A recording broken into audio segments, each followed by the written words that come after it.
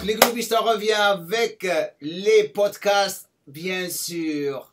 The one and the only, comme on dit, Frédéric Delavier is in the house. On va se marier aujourd'hui. Frédéric, tu vas bien? Ça va, tu vas bien? Ouais, T'es où là? T'es dans quel pays? En ce moment, je suis aux États-Unis. Tu sais, je viens juste de revenir de France. J'ai tout annulé. J'arrive, tu sais, j'arrive et tout d'un coup, je suis en l'air comme ça. J'atterris. Trump, il bloque déjà les États. Il bloque toute la France et l'Europe.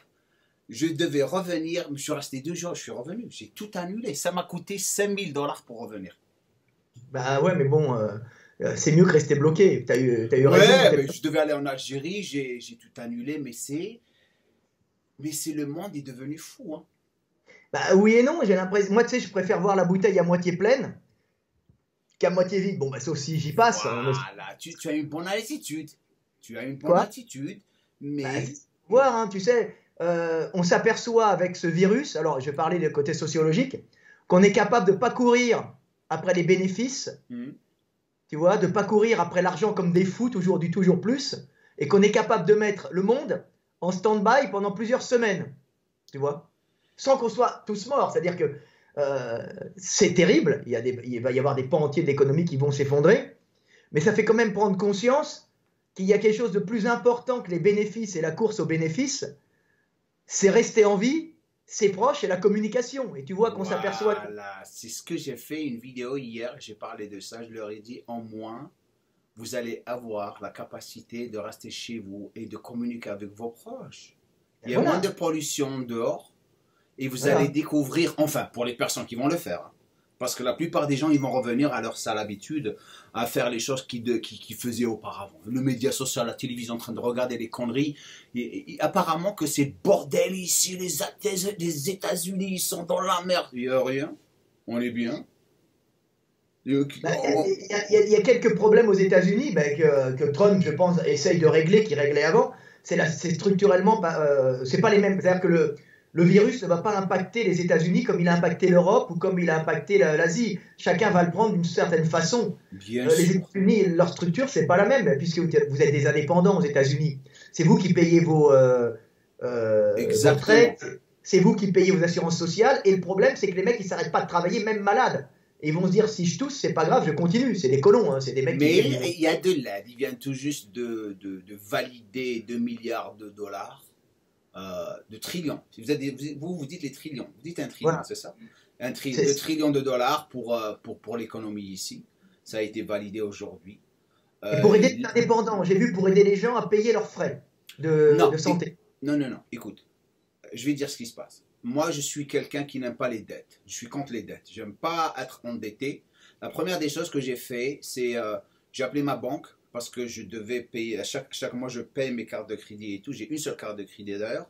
Je leur dis, qu'est-ce que vous êtes en train de faire pour aider les gens? Me dire, vous avez 3 mois pour payer votre carte. Donc, ils ont vraiment, les gens, ils ont 90 jours sans intérêt, sans rien pour payer leur carte. C'est-à-dire leur crédit. C'est super! C'est excellent. C'est excellent! Et les gens se rendent compte, c'est ce que je disais, il faut mettre en stand-by toutes les charges, tous les crédits, tous les intérêts Voilà. à payer. Et on repartira normalement avec nos morts, nos proches qui vont mourir, peut-être nous, on ne sait pas, hein. Non, Et on repartira normalement après, mais on repartira peut-être assaini spirituellement. On aura compris que ce virus nous aura fait comprendre que courir tout le temps dans la consommation, dans le plus, ça ne sert à rien. Mais écoute, Frédéric, on sait que c'est quelque chose de prendre en considération comme la grippe, comme beaucoup d'autres choses. Mais il le compare comme quoi que c'est la malaria ou c'est quelque chose d'énorme. Les gens, ils sont devenus fous, mais fous. Et parce qu'ils suivent, les médias, ils suivent que on sait qu'il ne faut pas le prendre à la légère. Mais si la grippe était sortie durant le média social, les gens se seraient comportés de la même manière, pardon. Bah là, disons que c'est quand même un virus qui est un peu qu'on connaît pas, on n'a pas de recul dessus. C'est pour ça que les mecs ont. Mais je sais ça, mais je suis vraiment, je vois l'importance de ce virus, mais le média le rend, les gens paniquent de plus en plus. c'est normal, c'est une réaction humaine. C'est-à-dire que les hommes vont d'abord s'attacher au côté négatif de la chose. La plupart du temps. Mais ce qui est normal, puisque c'est une réaction, on va dire, animale. C'est-à-dire, ce qui est négatif peut te tuer et t'empêcher de vivre, transmettre tes gènes. Donc, obligatoirement, tu fais une fixette sur le danger, même si ce danger n'est pas forcément à ce niveau-là. Donc, c'est normal qu'on a quand même un danger au-dessus de nous, puisqu'on voit quand même que ce virus, faute d'être hyper virulent, il faut remettre les choses en place. Faute d'être hyper virulent, c'est-à-dire de tuer les gens, les faire tomber comme des mouches, il tue quand même pas mal d'individus, mais en sélectionnant les individus d'un certain âge, les vieux qui ont un système immunitaire affaibli, tu vois, en tuant les gens qui ont des problèmes de santé, tu vois, ou qui peuvent faire des fois, certains, des réponses immunitaires accélérées, tu vois, des espèces de chocs allergiques, chocs immunitaires face à ce virus. Parce qu'on s'aperçoit que c'est pas le virus, hein. Le virus tue, mais ce qui tue le plus dans le virus, c'est l'inflammation des poumons. Tu vois, l'inflammation des poumons, ça veut dire que si tu es un gros mec balèze ou un mec gras, il va falloir irriguer tout un corps. Et si tu as un gros volume à irriguer, si tu commences à manquer d'oxygène, parce que tu dois irriguer tous ces muscles et cette graisse prend de l'oxygène, c'est ton cerveau et tes organes internes qui vont pâtir, tu vas mourir. Alors, ça sélectionne les gros, les balèzes, les gras, les gens qui ont peut-être des insuffisances respiratoires, mais il y en a d'autres, ça leur fait quasiment rien, plus les gens qui ont des réponses immunitaires. Donc on se retrouve, nous, dans les EHPAD, c'est où il y a les vieux, avec une hécatombe de nos vieux, de nos anciens, tu vois, des gens fragilisés, tout ça, et parce qu'ils se transmettent extrêmement rapidement. Mais ils ne se transmettent pas à tout le monde. Donc il faut relativiser quand même. Alors moi je dis, mais je relative, mais il faut prendre sur nous, donc s'isoler pour les autres, pour nos anciens et pour les gens faibles. Et c'est pour ça que cette isolation qu'on fait, je trouve que c'est pas si moche, tu vois. Ça permet de prendre du recul. C'est bien de le faire. Moi, tu sais, je suis tout le temps isolé parce que je suis tout le temps à la maison ou à la gym ou à la mosquée. Moi, je sors pas, je fais rien. C'est mon boulot, tu me connais, je suis comme ça. Tout le temps en train comme toi, là. On est tout le temps on est tout le temps en train de bosser parce que on essaie de créer des choses qui nous permettent de vraiment apprécier et vraiment notre vie, parce qu'on adore créer les choses. Ce qui me ramène à la prochaine chose. Parce que maintenant, je ne veux plus parler du corona, je veux parler de Frédéric Delabier et je veux m'amuser. Parce que je vais te poser des questions sur les choses qui se passent avec tes bouquins. Tu sais, je viens tout juste de parler à des coachs qui sont en train de passer le BPGEPS en France. Et je leur ai dit, est-ce que vous êtes en train d'étudier les bouquins de Frédéric Delabier? Est-ce que... Il m'a dit, ils ne reconnaissent pas Frédéric. C'est vrai ça? Tout le monde te reconnaît comme auteur de bouquins et en France, on ne te reconnaît pas dans les diplômes de... Pourquoi? Elle m'a dit, parce que... Non. Je suis utilisé comme livre de référence dans toutes les formations. Elle m'a dit non, elle m'a dit exactement ça. Ils n'aiment pas Frédéric. Mais dis pourquoi le monde entier, tous les meilleurs coachs font référence à Frédéric et Gandhi? Non, c'est peut-être dans son école, il y a peut-être un mec qui m'aime pas, mais globalement, je suis pris dans toutes les écoles en formation. Tous les coachs me diront, ceux qui sont là, ils vont te faire les messages, tu vois. Non, globalement, je suis le livre qui est recommandé. Non, globalement, je sais, parce que moi je te suis. Non, mais je parle en France, partout. Je suis le livre qui est recommandé dans toutes les formations. Je suis invité, j'ai fait souvent des cours pour des groupes de formation reconnus par l'État. Donc, je suis le livre recommandé pour les formations bioméca avec Blandine Calais-Germain. Tu vois, il y en a deux qui sont recommandés. Donc, il y a moi et Blandine Calais-Germain, parce qu'on a fait des très bons livres éducatifs sur la bioméca. Alors, je ne parle pas de la méthode de Lavier, qui est plutôt une méthode de musculation, mais à la base, c'est le guide des mouvements de musculation qui est le livre de référence, on va dire, dans le monde entier pour tous les coachs, pour tous les mecs qui s'entraînent. Même en France. Hein. En France, peut-être qu'il y a un mec qui m'aime pas parce que je l'ai envoyé chier à l'époque où j'étais un peu virulent sur les réseaux. J'ai dit, je sais pas, va te faire foutre connard ou espèce de trou du cul. Et peut-être que lui. J'adore lorsque tu dis. J'adore. Tu sais, lorsque j'ai envie de rigoler, je vois tes vidéos, je regarde les commentaires en bas. Mais toi, tu leur donnes. J'ai arrêté parce que ça devenait trop virulent. Les mecs, Ouais, il faut arrêter. Tu sais, au début. Même, tu sais, parce que leur répondre, c'est les valider, tu sais ça. Il ne faut jamais répondre. J'ai tout le temps dit, parce qu'il va tout le monde est un expert derrière les claviers, que ce soit coaching, que ce soit anatomie, physiologie, éditeur, montage, film, son, tout le monde est un expert. Non, mais j'ai découvert un truc qui était assez bien, j'ai découvert la touche blocage. Tu vois. Ah ouais, tu bloques directement. C'est à partir du moment où un mec peut me poser des questions, tu vois, ou être en opposition, ce qui est absolument normal. Une opposition peut même apporter quelque chose de très intéressant. Mais à partir du moment où ça devient une opposition maladive pour se faire valoir, ou une attaque pour nuire, histoire que le mec se sente exister, à ce moment-là, en général, ce que je fais, c'est blocage, et c'est fini, et le mec, il n'intervient plus. Et j'ai vu qu'ils étaient assez minoritaires, en vérité, mais c'est eux qu'on voyait, tu vois. Et quand on a enlevé au bout de plusieurs années une centaine, t'en as quasiment plus. C'est-à-dire que c'était tout le temps les mêmes mecs. C'est la même chose, parce que si tu as remarqué, nos chaînes passent par un changement. Tu vois, les gens qui commencent à te suivre, après, doucement, ceux qui n'ont aucun rapport avec ce que tu fais commencent à disparaître et tu commences à changer la qualité de ton audience. Voilà, j'ai une audience de mecs de haute qualité.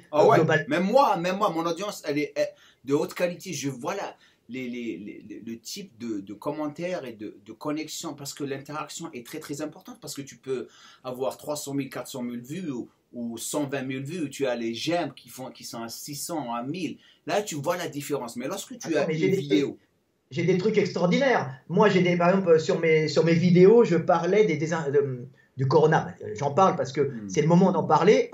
Pour quand même relativiser et dire aux mecs qui ne sont pas pendant la grippe espagnole ou pendant la peste noire, la peste bubonique du Moyen-Âge ou la peste de Marseille, on n'est quand même pas à ce niveau. Je veux dire, il faut relativiser. On a une mer qui nous vient dans la gueule, mais ça n'arrivera pas à ce niveau, même si ça va nous coller au basque plusieurs mois, voire plusieurs années. On n'est pas à ce niveau-là. Donc, je suis obligé d'expliquer quand même qu'il faut relativiser, qu'il y a des conduites à avoir, qui est-ce qui est touché, parce que j'ai fait un peu de physio et de bio, même si ce n'est pas ma formation. Ma formation, c'est anatomiste. Donc, anatomie, système locomoteur, système respiratoire. J'ai fait des découvertes sur le système respiratoire qui sont quand même de très haut niveau. Tu vois, en fonction des Africains et des Européens, ou des adaptations au froid en paléontologie, parce que les mecs les avaient fait par rapport aux Éthiopiens déjà, et aux Tibétains et aux Andins. Donc il y avait des trucs, donc j'avais bien déjà travaillé sur le système respiratoire, donc je pouvais les aider.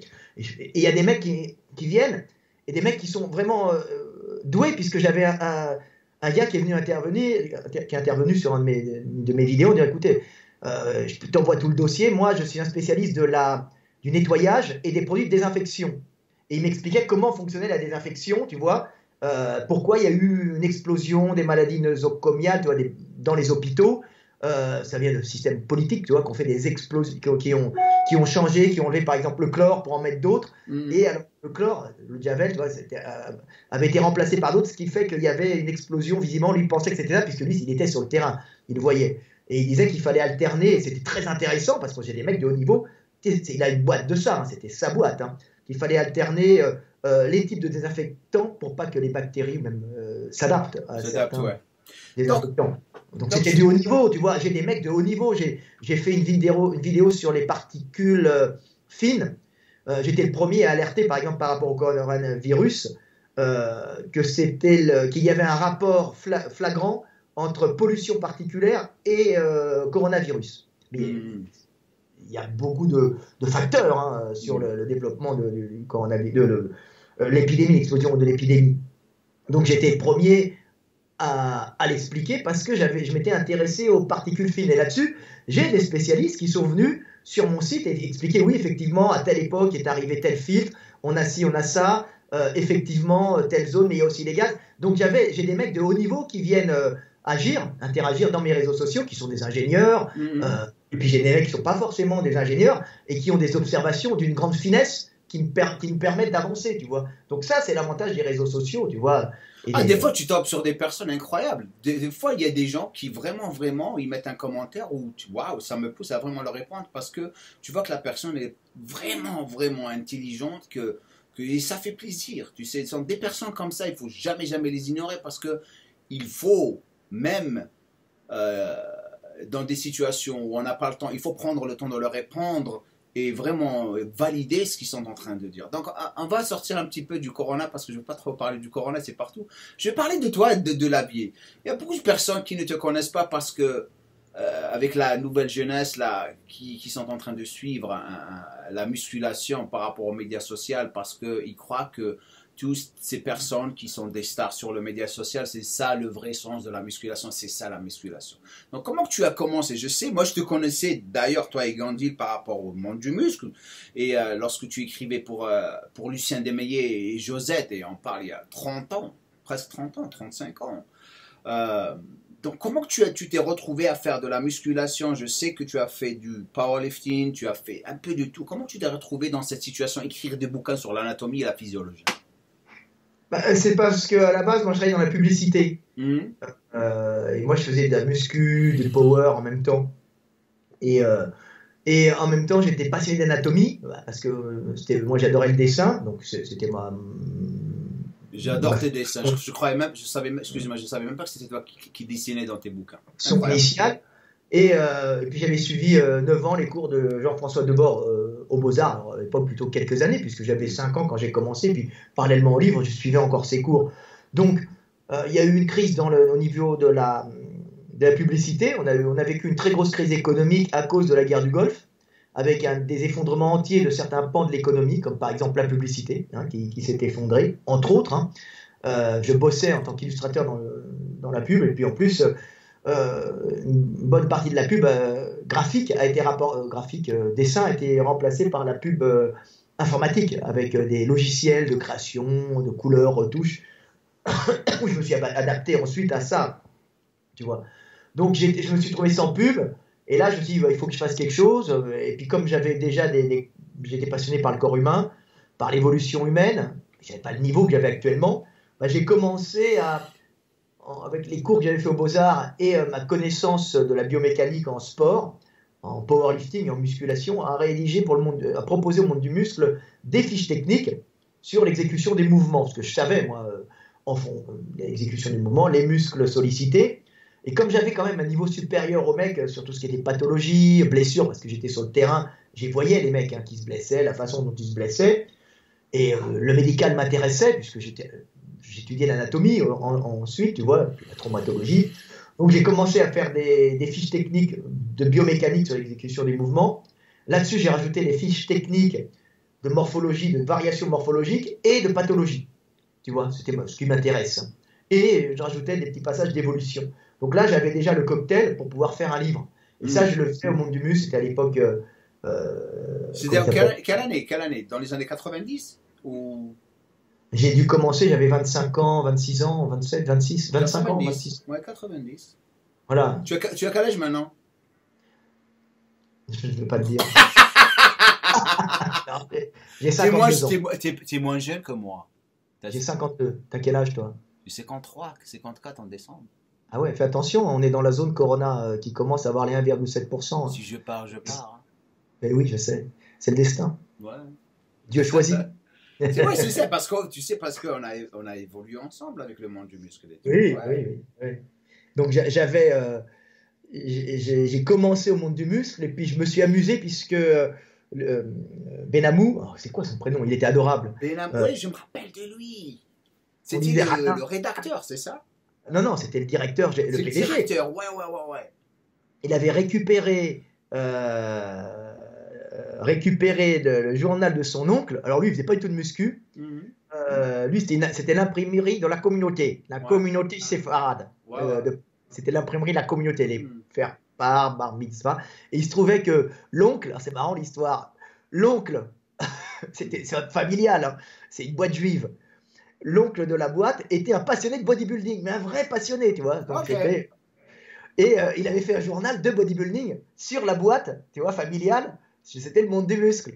Et après, c'était René Benamou qui l'a repris et qui était un mec relativement sympa, un peu radin, mais qui faisait vivre tout le monde. Et puis, il m'a jamais fait chier, si tu veux. Il payait pas des masses, mais il me laissait faire tout ce que je voulais, tous les articles que je voulais, à partir du moment où c'était bien. Je dis, ouais, monsieur Delavier, c'est bien, monsieur Delavier, c'est bien. Tu vois. Et puis, il me payait pas des masses, mais ça me faisait ma pub. Voilà. Et du coup, quand mon livre est sorti, j'avais une pub, ça va être très cher. Puis il n'y avait pas de réseaux sociaux, c'était le seul moyen de montrer que tu étais là. Donc lui, il vivait sur les publicités. Donc excusez-moi, donc le premier livre, tu l'avais fait tout seul, pas avec Gandhi. Non, tout seul. Les 2 premiers, je les ai fait tout seul. Attends. Donc c'est celui-là. Strange Training Anatomy, c'est moi tout seul. D'ailleurs, ça reste donc c'est celui-là. Celui-là, c'était toi. Seul. Ouais, tout seul. Ouais. Voilà. Attends. Ouais. Tu sais que. C'est là, aux États-Unis, c'est celui qui est pris pour la formation. Les mecs oublient. Ah ouais, moi je te dis, mais tu sais, même Charles Poliquin. C'était mon copain, Charles Poliquin, il est mort. Il est mort, c'est lui qui a dit à Dorian Yates, tu sais, parce que Dorian Yates me l'avait dit, je me rappelle comme aujourd'hui. Il m'a dit, j'ai passé du temps avec Charles Poliquin et maintenant je sais d'où il l'a eu. Il m'a dit, regarde mon coude, mon valgus du coude. Je dis valgus du coude. Il m'a dit, voilà, la prononciation de mon avant-bras. Il m'a dit, regarde comment qu'elle est.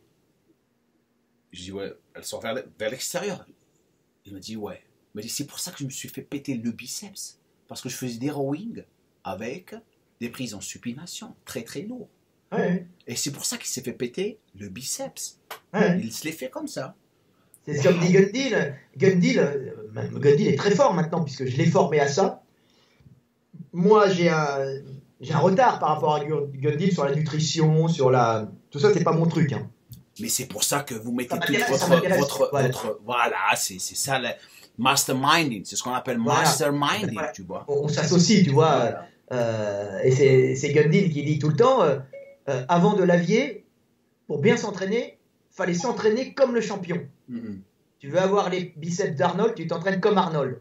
Après de l'avier, tu comprends que pour avoir des bons biceps, il faut t'entraîner comme ta morphologie veut que tu t'entraînes. Et pas comme le champion. Tu vois, le champion, il est bien. S'il a ta morphologie, tant mieux. Il a du programme qui peut être pas mal. Mais tu dois faire très attention à ta morphologie. Et c'est dire, avant, il n'y avait personne qui disait ça. Tu vois, on le supposait un peu. Arnold avait dit oui, quand on a des grandes jambes, on est moins bon au squat, mais ça restait très peu théorisé. Et mon travail, et ensuite le travail de Gundil avec moi, c'était de théoriser tout ça et d'expliquer, noir sur blanc, par des schémas et des explications, le pourquoi du comment. Pourquoi, si tu as le bras qui part de telle façon, tu ne pourras pas réaliser cet exercice. Pourquoi, si tu as une grosse cage et des bras courts, tu seras une bête en couché. Pourquoi, si tu es large de clavicule, tes omoplates vont s'affaler de chaque côté du banc et tu seras moins fort en couché. Tu vois, tu as plein de variations.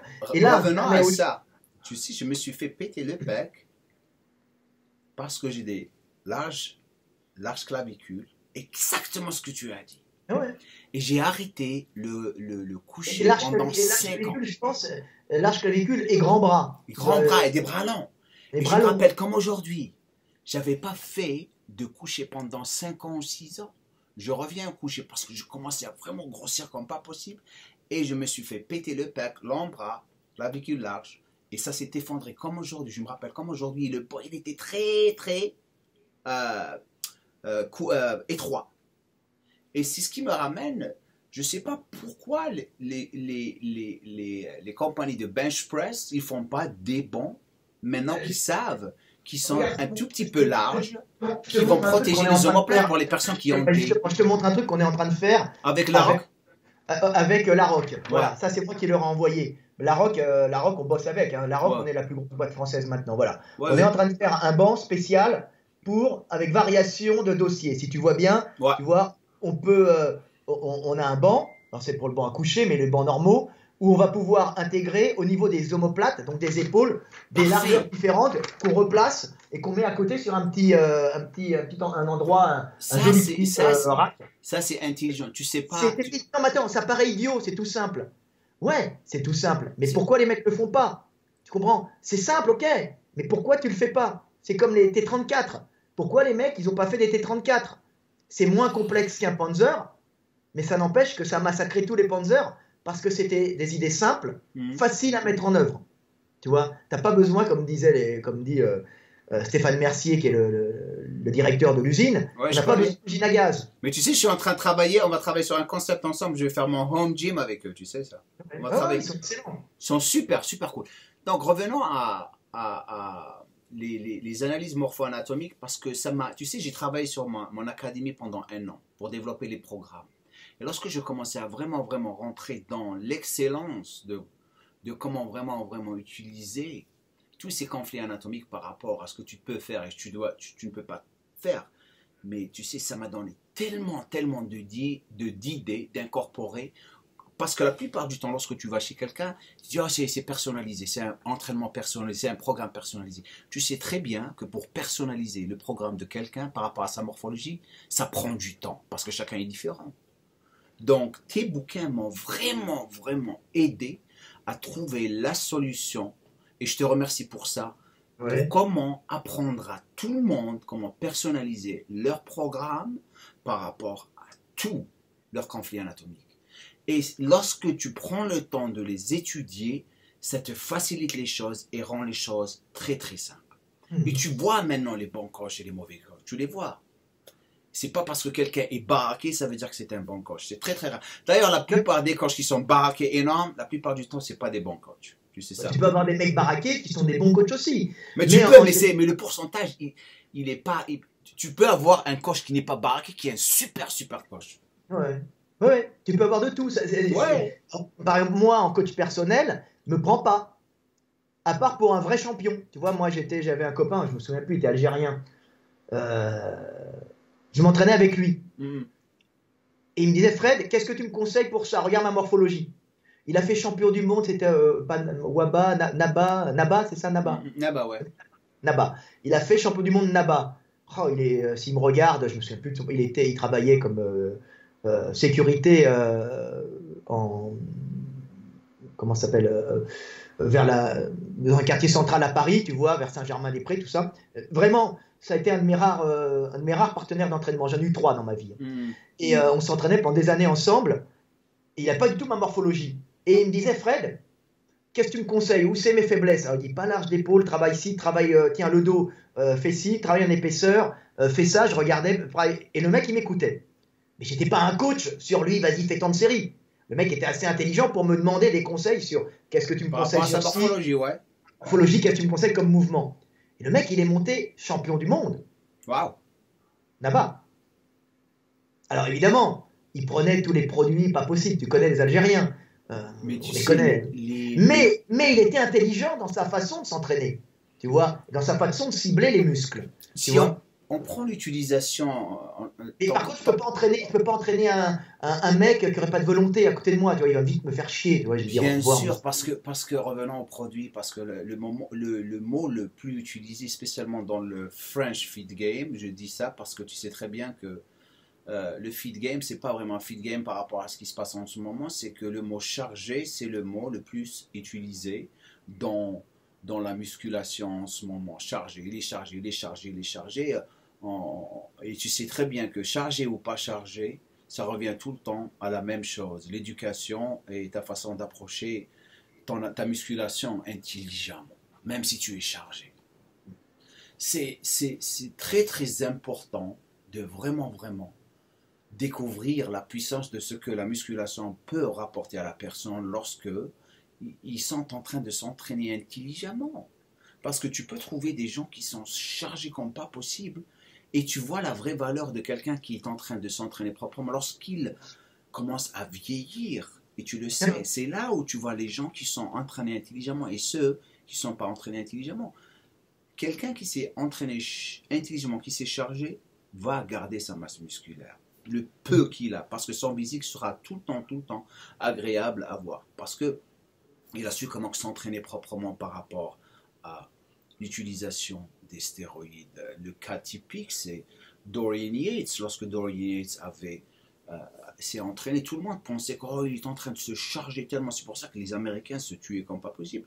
Lorsque je lui avais parlé parce que vers la fin de ma carrière, avant de prendre la retraite, les 2 dernières années, il n'était pas mon coach, il s'entraînait avec moi lorsqu'il venait aux États-Unis. Et lorsqu'on parlait des cycles qu'il faisait, lorsqu'il m'avait dit, et je le crois, le mec ne prenait pas trop. Parce qu'il savait très bien que ces récepteurs, ces sites de récepteurs ne prenaient pas trop lorsque tu commences à vraiment te charger de plus en plus. C'était plus l'intensité et sa récupération. Et c'était un mec qui allait au-delà du stress musculaire. C'est pour ça que personne ne pouvait faire ce qu'il faisait. Et c'est ce que j'arrête pas de dire à ces jeunes qui ne veulent pas comprendre, c'est que tant que ton muscle s'adapte au stress que tu es en train de lui donner, il ne va pas répondre. Il faut aller au-delà du stress. Le stress doit être d'une magnitude incroyable pour pouvoir vraiment tout le temps changer tes routines et découvrir ce qui marche pour toi par rapport à ce que tu es en train de parler tout le temps, ta morphologie. Ah, ça, c'est la base, c'est s'entraîner en fonction. C'est la base. Je veux dire, vouloir faire du squat quand t'as pas la morphologie au squat, c'est ridicule. Ridicule. Vouloir, là, moi j'ai un squat, franchement il est moche. Là je l'ai remis barre haute et je me suis aperçu que, merde, barre haute, je suis mieux actuellement, tu vois. Bon, avec le temps, tu te changes en plus, tu vois. Tu peux faire des variations. Mais je te dis, mais surtout ne fais pas le squat comme moi. Ne fais pas mon squat, n'importe quel mec qui fera le squat comme moi, il va se blesser. Mais parce que moi, c'est moi. Toi, t'es toi. Chacun est différent. J'ai pris toute ma masse musculaire des cuisses avec la presse des jambes, tu sais ça.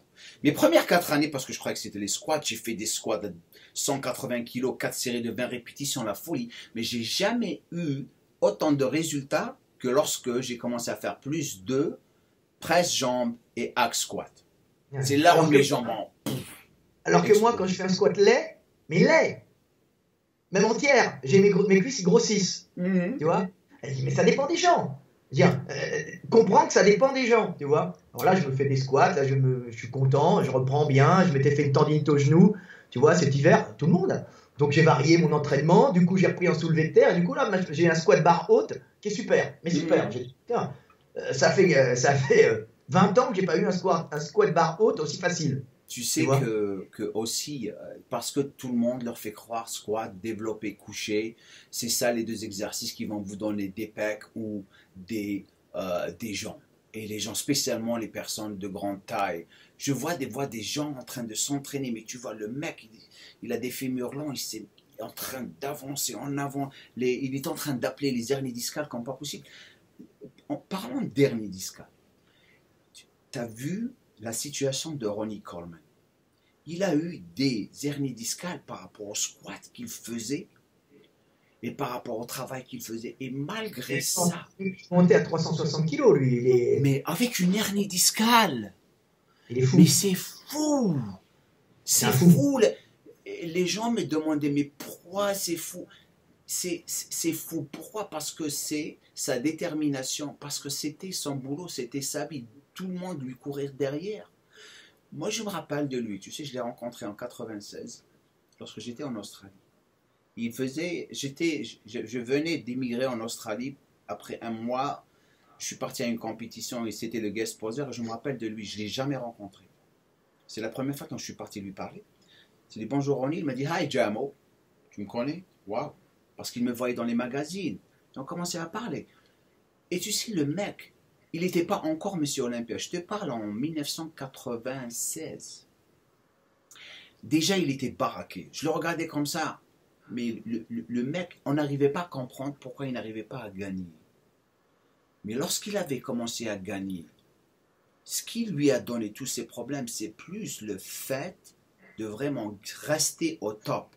Et pour rester au top, il n'avait pas besoin de faire les 300 kilos, ouais. Je sais pas, Ronnie, il a commencé par du power quasiment. C'est un mec qui poussait lourd. C'est un mec qui adorait pousser lourd. C'est premières vidéos de Ronnie, on le voit en train de faire ça, mais squat. Il adore ça. Il croyait que c'était ça qu'il fallait qu'il fasse pour rester au top. Non, c'est ça qu'il aimait surtout. Et qu'il aimait ça, mais aussi, c'était quelqu'un c'est ça son style de vie, c'est ça sa façon de s'entraîner. Il adore ça, il aime les grosses barres. Ouais. C'était un plaisir pour lui de faire des écartés avec. Il se blessait jamais aux écartés. C'est un mec, il avait un coucher monstrueux. Il faisait combien? 200 aux écartés. Les mecs, ils avaient dû construire des haltères de 100 kilos. T'imagines le truc? Par exemple, la montagne Thor, tu vois, Thor ouais. Qui a gagné. C'est un mec qui au coucher n'existe pas quasiment. Tu vois? Mais t'as vu, Quand il fait 150 par 10, il le montre comme un exploit. Alors qu'il est le strongman le plus fort, parce qu'il s'en fout, lui. Il n'y a pas de coucher au strongman. Non. C'est le plus fort dans tous les mouvements de strongman. Et en coucher, il a des grands bras et tout. Il réussit pas. Il fait des barres, des chargés mangeant comme il fait, c'est des barres de petits. Mais c'est pas grave. C'est sa morphologie et c'est la morphologie pour le strongman. On lui demande pas de coucher. Et Coleman, lui, il avait une morphologie pour le coucher, pour faire des barres lourdes, pour le squat aussi, sauf que le dos, il n'a pas tenu. Tu vois, et il adorait ça. Il a commencé power. Et c'est vrai qu'il était magnifique. Moi, je sais que c'était après Yates. Et Yates, il était hyper massif. Et puis, je pense que Yates devait charger plus que Coleman, objectivement, je me demande. Au quoi? Au stéro. Non. Hormone à la GH. Non, oui, c'est pareil. Non. Écoute, la relation que j'ai avec Yates, c'est pas juste de culturiste. La raison pour laquelle on a une super bonne relation, on est comme pour les mêmes résultats, les mecs ne prennent pas les mêmes doses. Moi, je te dis quelque chose. Ronnie prenait plus que Yates. Ah ouais? Ouais, je vais te dire pourquoi.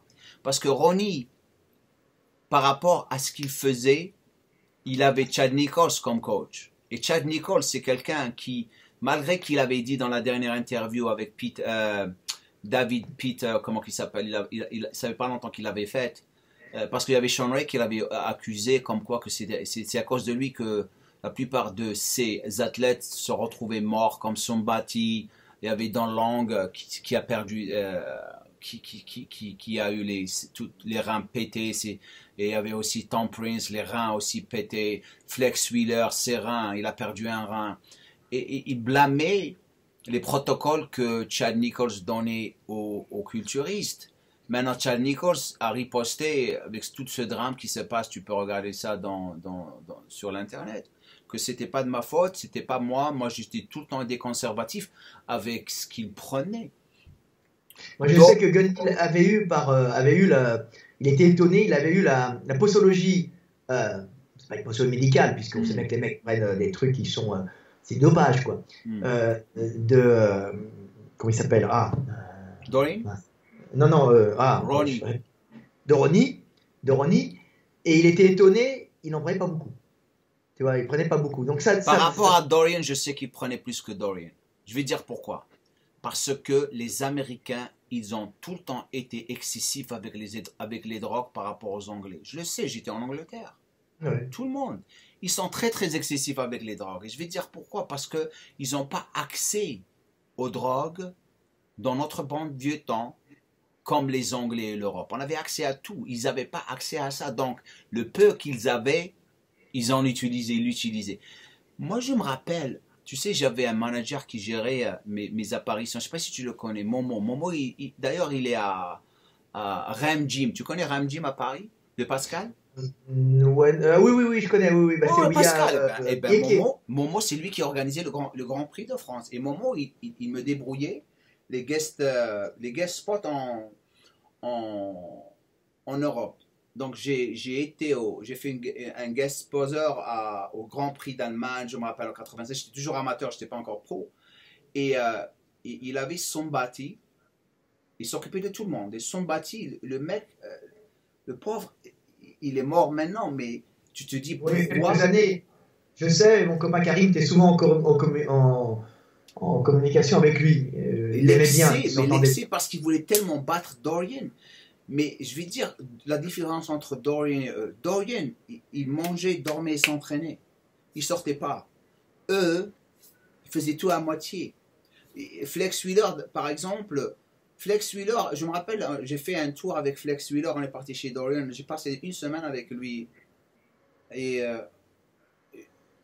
je me rappelle, Dorian l'avait dit.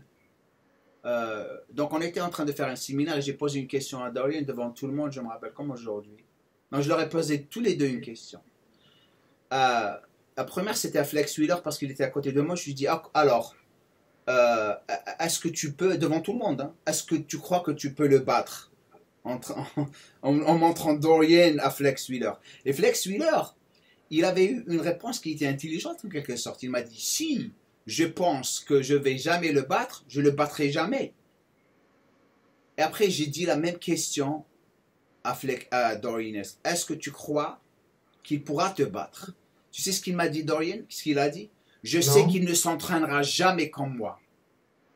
Donc il ne pourra jamais me battre. Il avait raison. Personne ne pouvait s'entraîner avec Dorian Yates. Les choses que j'ai vues devant moi, tu ne pourras jamais les comprendre, Fred. Tu ne pourras jamais te dire, mais comment que ça s'est arrivé? Je sais, je vois l'échec devant moi. Je vois lorsque quelqu'un arrive à l'échec et tout d'un coup, c'est la 5e vitesse et tout d'un coup, c'est une voiture qui a une 6e vitesse qui sort de n'importe où et il met encore une autre 10 répétitions comme si de rien n'était. C'est ce que me disait Gundil. Il me disait, parce que lui, moi, le bodybuilding, c'est moins ma passion. Moi, c'est plutôt la bioméca, la trauma. Ouais. J'aime bien la force aussi, tu vois, les techniques de force. Mais c'est moins ça, c'est ce qu'il me disait. Il me disait, à un certain niveau, c'est pas forcément la génétique, ils ont tous une super génétique, mais c'est aussi la volonté. Le mental, c'est le mental. Il ramenait son muscle là où il ne pouvait pas aller. C'est ça, c'est pourquoi qu'il a pété de partout. Mais il n'a pas eu des blessures comme Ronnie a. Mais je sais que l'épaule, il avait eu l'épaule qui est partie là. Il ne peut plus utiliser son épaule gauche. Il y a sur le même endroit. Le biceps et le triceps. C'est surtout que le biceps a lâché et le triceps après. Et c'est pour ça qu'il ne pouvait pas. L'erreur de Dorian, c'est de ne pas avoir fait réparer pour aller à Olympia son biceps. Parce qu'après, c'était trop tard. Un biceps, il faut vraiment le faire réparer tout de suite. Et il peut se faire réparer, c'est pas comme les pecs, tu sais, moi. Oui, oui, voilà. Alors que c'est une rupture, pour que les mecs ne connaissent pas, mais une rupture tendineuse, c'est-à-dire l'arrachement du tendon sur l'os, ça se remet en général avec des vis. Alors ils mettent des vis en une espèce de carbone qui se résorbe, une espèce de truc qui se résorbe, ou des vis c'est du titane, je crois. Mais ça se répare et tu reprends quasiment la même force, même des fois plus fort, tu vois. En fonction, honnête, moi j'ai eu un biceps arraché, franchement, aucun problème. C'est ça l'erreur de Yates, c'est de ne pas avoir arrêté Olympia, il y a peut-être des gros contrats, pour se faire remettre, en disant, bon ben, j'arrête, parce que comme ça, après, je peux continuer derrière. Il a pas fait ça, et il a bousillé, en fin de compte, sa carrière, mais qui est déjà au top. On ne pouvait pas aller plus haut, tu vois, donc c'était... il a fait un championnat avec un biceps en moins, qui venait de lâcher. Il a gagné en cachant devant les juges qu'il avait eu le biceps en moins, en se présentant tout le temps en flexion et pas en extension. Tu sais, tu peux pas. On ne peut pas lui en vouloir aussi. C'était Olympia, il l'a gagné à ce moment-là. Ouais, mais avoir cette mentalité, parce que moi, je savais très bien que lorsque je me suis fait péter le pec, c'était jamais la même chose. Parce que ouais, mais un pec, ça revient pas. Ça revient pas et tu perds 50% de ta force mentale. Un biceps, ça revient. Ouais. Un biceps, ça revient à 100%. Même le triceps, revient. Hein. Ouais, alors le triceps, si c'est le tendon qui est arraché en bas, un peu moins, mais ça revient. Mais le biceps, ça revient. Le biceps, les mecs qui se font arracher un biceps, je dis, mais attends, mec, va directement te le faire refaire, tu t'en souviendras plus dans un an. Un pec, c'est un mauvais souvenir. Moi, j'ai arraché un morceau de pec. Alors, heureusement, c'est une partie qui ne sert pas des masses, mais toute la partie inférieure, en général, moi, j'ai pas arraché en pec. Moi, j'ai arraché en street workout. Hein. Clac, clac, boum, elle sert à baisser le bras, j'ai arraché. Ce qui ne me gêne pas pour pousser, mais dès que je ne suis pas en guidé, ça me pose un problème, tu vois. Alors, j'ai réussi à compenser maintenant, je remonte sur des grosses barres, mais ça a été très, très dur, tu vois, parce qu'il m'en manque une partie qui ne sert pas. Elle ne sert qu'à la stabilisation, pas la poussée réelle. Donc, tu es obligé de te concentrer sur l'axe pour pas... C'est quand même énervant, tu vois. Mais quand tu arraches un morceau de pec, si c'est pas... En général, le tendon, déjà, c'est dur à remettre, ça peut revenir, mais si c'est de l'arrachement musculaire sur le tendon, ça ne revient pas. Tu peux pas remettre le muscle sur le tendon. Et tu te rends même pas compte parce que lorsque je l'avais fait, je me suis dit peut-être que je me suis pas arraché, mais si tu le répares pas directement, rapidement, voilà. Comme par exemple Kevin LeBron, il avait un bon boulot, ça se voit pas trop, hein. Son chirurgien, il a fait un super boulot. Même lorsqu'il fait ça, tu le vois pas trop, il y a un tout petit peu trop. Voilà. Parce qu'il a dû arracher uniquement le tendon, ils lui ont remis le tendon, il a dû faire un arrachement d'un coup de tout le tendon. Boum. Moi, ça a pété, ça a pété au milieu. Hein. Bah toi, ça a pété au niveau de la fibre sur le tendon. Ouais. Et là, c'est pas la même chose. Là, on peut pas remettre du muscle, il va pas chercher fibre par fibre pour le mettre sur un tendon, c'est fini. Il va se rétracter et ça te fait un trou. Tu vois, c'est... Alors moi, j'ai perdu le morceau de pec, mais ouais, ça se voit pas, tu vois, parce que c'est la partie juste en bas, là. Juste quand je lève le bras, il en manque un peu. Mais ça se voit uniquement quand je lève le bras, là ça se voit pas, là ça se voit pas. Et puis en force, c'est pas celle qui te fait perdre de la force réellement. Elle me gêne surtout quand je suis en hyper lourd parce que je peux plus fermer le bras. Comme ça. Alors en dorso, ça me gêne pas parce qu'elle gêne un peu, mais comme on compète en général, vu qu'il y a uniquement en dos à l'époque, quand j'avais compété street workout, ça m'a vraiment pas gêné. En natation, ça me gêne uniquement pour le coucher. T'imagines? Et même pas pour les haltères. Tu vois, parce que l'axe que je prends n'est pas le même. Mais c'était chiant, et j'imagine quand tu as d'autres fibres, d'autres parties qui pètent du pec, c'est la merde. Ça m'a pris, tu sais, pour revenir, ça m'a pris du temps, mais je n'étais plus la même personne, tu sais. Même sur le podium, tout le monde disait, ah, non, ça se voit pas. J'en avais rien à foutre parce que personnellement, tu peux pas être la même. Parce que la meilleure manière de le décrire, c'est comme si tu es un cheval de course qui gagnait tout le temps et d'un seul coup, il se blesse, tu cours jamais le Ah même. oui. Parce que alors, physiquement, certaines blessures ne gênent pas des masses. Alors, beaucoup de mecs reviennent très très bien sur des arrachements de quadriceps. Les quadriceps, ouais. Les mecs, ils te remettent le tendon. T'imagines un tendon de quadriceps? Parce que j'ai un truc là-dessus. Tiens, il y a un tendon de quadriceps. T'imagines que les mecs, ils s'arrachent ça ici. T'as tout le quadriceps qui arrive d'un coup. Tu vois, je te montre. Hein. Imagine. Zydrunas, il s'est arraché. Zydrunas, tu sais, c'était celui qui était après Pusanovski, c'est celui qui a tout gagné et il en fait encore. Le mec, il dure encore et un peu moins, mais il en fait encore. C'est un Lituanien. Moi, je l'ai connu quand il était powerlifter en junior. En junior, il faisait 400 au squat. Mais il était longiligne. 400 au squat, le mec. Longiligne. Une force de la nature. Son arrachement, il s'est arraché le tendon du quadriceps et du coup, il a fait du strongman. Il a quelle taille? Je sais pas, 1m95. Zydrunas, tu regarderas. Et c'est lui qui a gagné tout après Pusanovski. C'est celui qui dure le plus. Et il continue encore. Je sais pas, il fait des squats de combien à 1m95? En junior, il faisait plus de 400 kilos. Mais comment qu'il peut... Ça c'est des prix... Ça, c'est des distances larges. Les distances, c'est des distances larges, obviously. Non. Il faisait un squat pas très écarté de jambes. C'est un monstre. C'est un Lituanien nourri au lait avec une génétique de nordique, une espèce de génétique entre le avec des fémurs longs. Et l'Allemand du Nord. Quoi? Avec des fémurs longs, il pouvait faire ça. Ouais, un mec... Oui. Il y en a quelques-uns. Il était longiligne. Il était extra fort là-dessus. Un mec monstrueux. Mais il s'est arraché les quadriceps, ce qui a fait que sa carrière s'est arrêtée en power, et il s'est remis à faire de la force. Alors la force, on ne demande pas un squat complet. Mais lui, pour les demi-squats et puis les soulevés comme il était grand, il a tout gagné parce qu'il a dû changer de voie. Tu vois, c'est comme quoi le destin, Dieu t'oriente des fois vers un chemin. Tu crois que c'est un malheur et en vérité c'est un bonheur, comme pour ce virus. J'aime bien faire ce virus est peut-être une catastrophe pour certains, une petite jeune fille qui est morte de 16 ans, mais en espérant que globalement ça recentre l'humanité vers une bonne route. Ah non, ça va avoir beaucoup de positifs quand même. Hein. Voilà. Moi je le dis, hein. Je le vois déjà avec beaucoup de personnes. Hein. Et regarde, toi, si tu t'étais pas arraché le pec, qu'est-ce qui ne te dit pas que tu aurais peut-être pas continué le powerlifting professionnel à haut niveau, et ça se trouve tu n'aurais pas tenu. Et tu aurais fait un truc très grave. Si je ne me suis pas arraché le pec, on ne sera pas ici en train de parler. Voilà. Voyez l'opportunité d'une chute et d'un échec. Il y a beaucoup de gens qui me disent « Oh putain, tu aurais dû faire l'Olympia. » Ouais, je sais que j'allais gagner des pro shows, je sais que j'allais faire les top 5 dans les Olympia, top 6 Olympia, ça c'était mon destin. Mais lorsque je repense à ça et je dis « Est-ce que vraiment, ça aurait été super d'être sur le podium Olympia. » Mais pour moi, ça n'aurait jamais eu la même valeur lorsque je regarde à ce qui s'est passé maintenant à tous mes copains. Ils sont tous Olympia, c'est des légendes et tout. Mais à la fin de la journée, où est-ce qu'ils sont?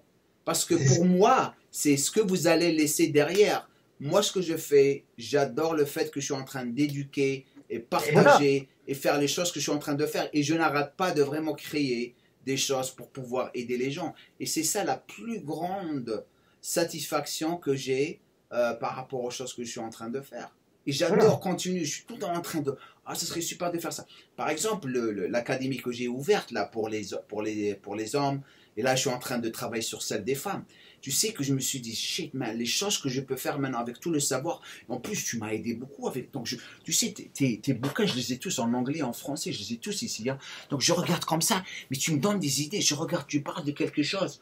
Je dis, shit, je vais prendre ça. Tu t'inspires de personnes, tu apprends de personnes et tu développes un contenu. Mais mes dernières vidéos, j'adore, mais les gens les adorent, la façon dont je présente tout. Mais par rapport à ce que je vois devant moi. Travailler comme on voit souvent sur La Rock, comme je bosse avec La Rock, t'as vu La Rock, on fait une gamme. Moi, je t'ai vu travailler, j'ai dit putain, moi je peux pas faire comme lui. Comme il est attentionné avec les mecs qui viennent lui poser des questions, on dirait un papa. Je veux dire, moi je suis super froid. En vérité, tu me connais, je suis sympa. Mais j'ai une tendance à être dans mon coin. Parce que j'adore ce que je fais, tu sais. Ouais, voilà. Moi, les gens viennent. Moi non. Ils viennent 800 km, ça me fait plaisir lorsque les gens viennent me voir. Et je suis là-bas, tu sais, le premier salon que j'ai fait, j'ai failli aller à l'hôpital parce que j'ai fait une déshydratation, j'ai perdu mon eau et j'ai pas arrêté de prendre des selfies. Je me suis fait attaquer de partout. Le mec, il m'a dit, mais tu sais pas ce qui s'est passé? Je dis non. Il m'a dit, tu prenais en moyenne 20 selfies pendant 1 minute durant 8 heures, sans arrêt. Alors moi, je faisais la même chose, mais j'étais plus gras que toi. Mais non, les gens, j'avais fait des kilomètres et j'avais parce que je ne pouvais pas dire, c'est comme mes enfants, tu sais. Et j'ai tenu. Tu vois? Moi, j'ai perdu mon eau, j'ai eu une déshydratation, je me suis retrouvé en train de prendre des électrolytes, mais mon rein droit, il a commencé à vraiment me faire mal et après ça m'a pris. Non, mais parce que toi, tu es tout le temps, tu fais quand même des régimes pour avoir un taux de gras. Depuis ce jour-là, maintenant, tu sais, je maintiens un bon physique, je suis à 10%, 12%, pas plus. Je ne veux plus faire ça. Tu as absolument raison. Je n'ai pas besoin de le faire parce que je l'ai fait pour les fans au moment où ils voulaient voir, pour les inspirer. Maintenant, j'ai décidé, j'ai dit, si les gens veulent venir me voir, je ne veux pas qu'ils viennent me voir pour mon physique. C'est pour mon éducation, j'en ai rien à foutre. Avec l'âge en plus, c'est beaucoup plus intéressant. C'est dur, c'est pas aussi facile parce que il y a Foucra qui le fait jusqu'à maintenant et je lui tire chapeau. Hein. Foucra, le mec, mais parce que Foucra, il adore être en super forme. Il a le bac de bodybuilding, il adore la musculation et je comprends sa façon d'approcher la musculation. Moi, ça me dit plus rien, je suis plus focalisé sur développer des choses et créer et éduquer. Mon physique, c'est pour moi, ok, ça inspire des gens par rapport à mon âge et tout, mais j'ai plus besoin de faire ce que je faisais auparavant. Je veux pas le faire, je suis pas content lorsque je le fais. Ouais. Moi je m'amuse, la force m'amuse tout le temps. Ouais. Ouais, ça m'amuse. Et puis, alors là, l'avantage avec ce coronavirus, c'est que je me tape pas tous les voyages en Allemagne parce que je vais voir mon fils. Tu vas voir ton fils, tu continues toujours à le voir. Combien de fois tu vas le voir là-bas? Bah, en général, j'y allais tous les mois et demi. Mais alors, quand tu fais 2000 bornes. Il a quel âge maintenant? Il a quel âge? Il a 8 ans, là, il a 8 ans. Ah, c'est pas ma fille, elle a 6 ans. On a mangé ensemble avec sa maman, on était au téléphone, eux confinés en Allemagne et moi confiné ici. J'ai dit, écoute, je lui ai dit, écoute, là, quand on arrête le confinement, on se paye un voyage en Bavière et dans le Tyrol. On se prend une petite maison, un petit hôtel, et puis on emmène Richard. Richard, c'est un vieux monsieur qui vient chercher mon fils qui est adorable le matin. Super. Un peu comme son grand-père. Et puis je le prends avec nous, comme ça on emmène comme un grand-père, tu vois. Ouais. Donc dis-moi, excuse-moi de t'avoir interrompu. Donc dis-moi, pourquoi tu as choisi l'Hongrie? Tu habites en Hongrie, c'est ça? Moi, parce que la mentalité hongroise me correspond. Alors, c'est la mentalité hongroise de la campagne. Moi, je suis pas un mec de Budapest. J'étais encore avec mon copain. Je discutais avec mon copain qui est aux urgences là. Tu vois, on n'a pas encore de cas ici. On en a 2, mais on suppose ils vont faire mais on n'est pas sûr dans mon petit village. Et j'aime la mentalité de la campagne. Ici, j'ai mes amis, les mecs ne s'inquiètent pas, ils viennent ici, Frédéric, s'il y a des problèmes, on a le saucisson, on a tout, on s'est rempli de gibier, de nourriture, puis si tu veux des légumes, c'est mon pote Veto, tu vois, on a tous les paysans, lui, c'est lui qui s'occupe souvent maintenant il en fait un peu moins, mais il s'occupait de toutes les fermes, vois, les traitements des animaux. Tu dois avoir de la super bonne qualité de légumes et fruits et globalement, viande. Ouais, puis c'est bon, et puis j'ai les bons saucissons, c'est ma vie. Alors toi, t'es musulman, tu peux pas. Et c'est normal, le prophète avait interdit le cochon pour des raisons bien particulières, pour unir les mecs sur des interdits. qui ne nuisent pas au peuple. Tu vois, alors la viande de cochon était mauvaise à l'époque. Deux, il n'y en a pas. Si il avait interdit les chèvres et les moutons, tout le monde mourrait de faim. Et il savait très bien que c'était un mec, génial. Tu vois. C'est prophète, quoi. Tu vois, mais au niveau physique du terme, c'est-à-dire que les mecs ils prennent pour oui, Dieu qui vient. Non, c'est beaucoup plus simple que ça, un prophète, tu vois. Prophète, c'est spécial pour une raison, parce que lorsque tu vois le comportement de la plupart des musulmans, spécialement en Arabie Saoudite, comment ils sont en train de vraiment mettre en question et donner une sale réputation à l'islam, c'est que ça fait de la peine de voir leur comportement et voir leur vie, comment ils sont en train de vivre, parce que le prophète, il n'a jamais vécu comme ça. C'était un homme simple. C'était un homme simple. C'était la simplicité même. Les mecs, il était comme vous. Simplement, il savait tirer de sa vie des enseignements qui aidaient les autres. Il avait les mêmes problèmes avec ses femmes. Les mecs, elles voulaient un moment, elles sont allées pour divorcer. Elles en avaient marre parce qu'ils vivaient pas dans le luxe. Ah oui, c'est comme ça. Tu crois qu'il n'avait pas de problème avec ses femmes? Il avait les mêmes problèmes que nous avons tous. Ça fait partie de la vie. Mais il savait comment gérer tout, le respect. La femme, elle avait plus de droits durant 100 ans que maintenant, tu sais. Et c'est les traditions. Tu sais, le problème on va pas trop parler de religion, mais le problème c'est de logique. C'est un mec qui avait une logique. Le problème, c'est que ce qui nous tue, c'est plus les traditions, les religions. J'ai déjà parlé ça lorsque je faisais les vidéos sur le ramadan. Et la plupart des musulmans suivent un ramadan qui est traditionnel et pas vraiment le vrai ramadan. Parce que le vrai sens du ramadan, c'est la détox, la vraie détox spirituelle et physique par rapport à ne pas manger. C'est pas un truc qui a été fait pour te tuer non plus. Voilà, c'est pour te détoxifier. Pour permettre aux gens de se retrouver entre eux et de s'habituer, par exemple, à des jeûnes hydriques. C'est un jeûne hydrique la journée, on mange pas, on mange un peu le soir. Pour t'habituer, en cas où tu te retrouves dans le désert aussi, à un moment où tu n'as pas d'eau, donc habitué à certaines duretés de la vie. De vraiment. Et aussi, tu sais, j'ai un super article il faut que je l'envoie. Ce qui se passe à l'intérieur du corps lors du ramadan. C'est incroyable. Lorsque j'entends la détox avec ça, la vraie détox, c'est le vrai jeûne, où tu ne bois pas, tu ne manges pas pendant une certaine période durant la journée, et tu vas vraiment le sentir, parce que à la fin de la journée, c'est là où tu vas vraiment découvrir le vrai sens de la détox. Et puis il faut savoir que les gens, quand ils faisaient le ramadan à l'époque, ils ne travaillaient pas. Pendant le ramadan, ils restaient dehors, dans leur maison, parce qu'ils n'allaient pas à 40 degrés s'amuser à bosser. Ils restaient entre eux, retour aux sources, si tu veux, tu vois. Et après, ils sortaient le soir quand le soleil avait baissé. Et un ramadan en Arabie, c'est pas la même chose qu'un ramadan, par exemple, en Europe, où tu n'as pas les mêmes horaires de soleil. Le soleil, c'est plus proche des tropiques, il se couche quasiment au même moment, tu vois, toute l'année. Les mecs revenaient, ils parlaient la langue, ils parlaient pour les hommes de son temps, à son niveau, de la façon la plus logique qui existe. Et les mecs font des traits. Moi, je me dis, t'es pas un savant. Je dis, écoute, plus logique que Mohamed, il n'y a pas. Jésus, par exemple, Tolstoï, Confucius, t'en as, Bouddha, t'en as quelques-uns. Mais ce sont rares. Et il faut écouter, il faut remettre. Remets-le dans son contexte et tu comprendras tout ce qui est expliqué. Et c'est incroyable comment que les gens ne sont pas vraiment éduqués sur leur propre, spécialement les musulmans, ils connaissent même pas leur religion. C'est ça notre très grand problème, c'est qu'on connaît même pas notre religion et on commence à donner des conseils aux gens sur la religion sans savoir vraiment le vrai sens.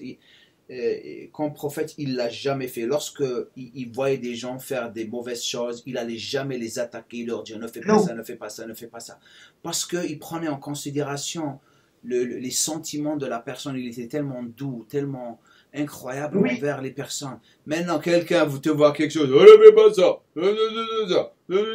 Et après, il commence à ramener tous ces hadiths et tout ce qu'on a dit dans le Coran. Et là, tu te dis, aïe, aïe, aïe, aïe, aïe. Il apprenait aux gens à observer le monde. Je dis, observe le monde. Regarde. Lis les anciens et observe le monde. C'est la meilleure façon de comprendre Dieu ou de se rapprocher de lui. Tu vois, le mec, il était exceptionnel. C'était vraiment, moi, j'en ai pas vu beaucoup des mecs exceptionnels. J'en ai pas lu beaucoup, tu vois. Mais encore mieux, tu vois. Le Coran, c'est très bien. Mais c'est sa vie. Sa vie est un exemple. Tu veux être un bon musulman. Tu veux être un vrai homme. C'est-à-dire un homme, tu suis son modèle. Regarde comment il se comportait. Ma femme, elle s'est convertie. C'est pas parce que je l'ai poussée à se convertir. Ma femme, lorsque je l'avais rencontrée, je lui avais dit, moi je suis musulman, c'est comme ça que je vis ma vie et tout. Et elle était déjà intéressée parce qu'elle cherchait déjà, tu vois. Et je lui ai jamais donné le Coran. Il y a des gens et spécialement les musulmans qui veulent marier d'autres religions, des personnes d'autres religions, c'est qu'ils leur donnent le Coran. Voilà, lis le Coran. Tu donnes le Coran à quelqu'un pour le lire, tu ne donnes pas le Coran à quelqu'un, parce que le Coran, tu ne peux pas le traduire. Parce que lorsque tu prends une ayah, elle peut avoir beaucoup de signification. Il y a les plus grands scholars du monde, c'est eux qui... Et eux, pas tous, ils savent même pas. Il y en a qui savent, il y en a qui ne savent pas, parce que c'est des niveaux. Mais il y a du niveau dans le Coran, c'est-à-dire que tu parles, il est fait pour parler à des gens brutaux, pour les calmer. Ça, c'est le niveau. Tu fais pas ça, tu fais pas ça ou t'as ça. Voilà. Ça, c'est le niveau basique. Ouais. Basique. Parce que t'as des bourrins, des bourricots, si tu veux. Comment tu vas leur expliquer ce qui se cache derrière au niveau spirituel, tu vois. Mais, entre les lignes, tu as le niveau spirituel et tu touches Dieu. Tu vois, pour ce qui sait regarder. Tu sais, quand on dit, je crois que dans le Coran, il dit nous. Quand Dieu parle, il dit nous. Bah oui, pourquoi il dit nous? Parce qu'il est plus près de toi que ta veine jugulaire. C'est dit dans le Coran. Il est en toi. Respecte les hommes, tu respecteras Dieu. Mais tu vois, Dieu dit nous. Mais si tu vas lui expliquer qu'il dit nous, pourquoi il dit nous? Et parce que toi, quand tu dis je, c'est pas Dieu qui parle, c'est toi.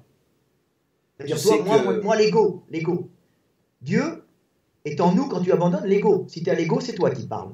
Là, tu seras tu sais que c'est le kibriya en arabe, l'ego, c'est ce que Dieu déteste le plus, parce que c'est lui. Et tu vois l'ego, la manifestation de l'ego. Il y avait quelqu'un qui m'avait posé une question. Hier, j'étais en train de faire un live sur Instagram et il m'a dit pourquoi la plupart non, il m'a dit, est-ce que la musculation peut rendre quelqu'un hautain? Je lui dis, la plupart des gars qui font la musculation, ils sont hautains. Et après, je lui dis, tu sais pourquoi? Parce que c'est un problème d'image. À la fin de la journée, c'est des insécures. C'est pour ça qu'ils ont cet état, comme quoi qu'ils sont meilleurs que les autres, parce qu'à l'intérieur, ils sont insécures. Le comportement, quelqu'un qui n'est pas... La plupart des professionnels qui font quelque chose dans la musculation ne sont pas hautains. Ne sont pas parce qu'ils n'ont rien à prouver. C'est tout le temps les petits amateurs qui ont commencé à prendre un petit peu de poids, ils sont un petit peu gonflés, l'air hautain débarque du jour au lendemain. Et ça s'empire maintenant avec le média social. Tu sais, on les avait dans notre bon vieux temps, mais pas aussi énorme que maintenant.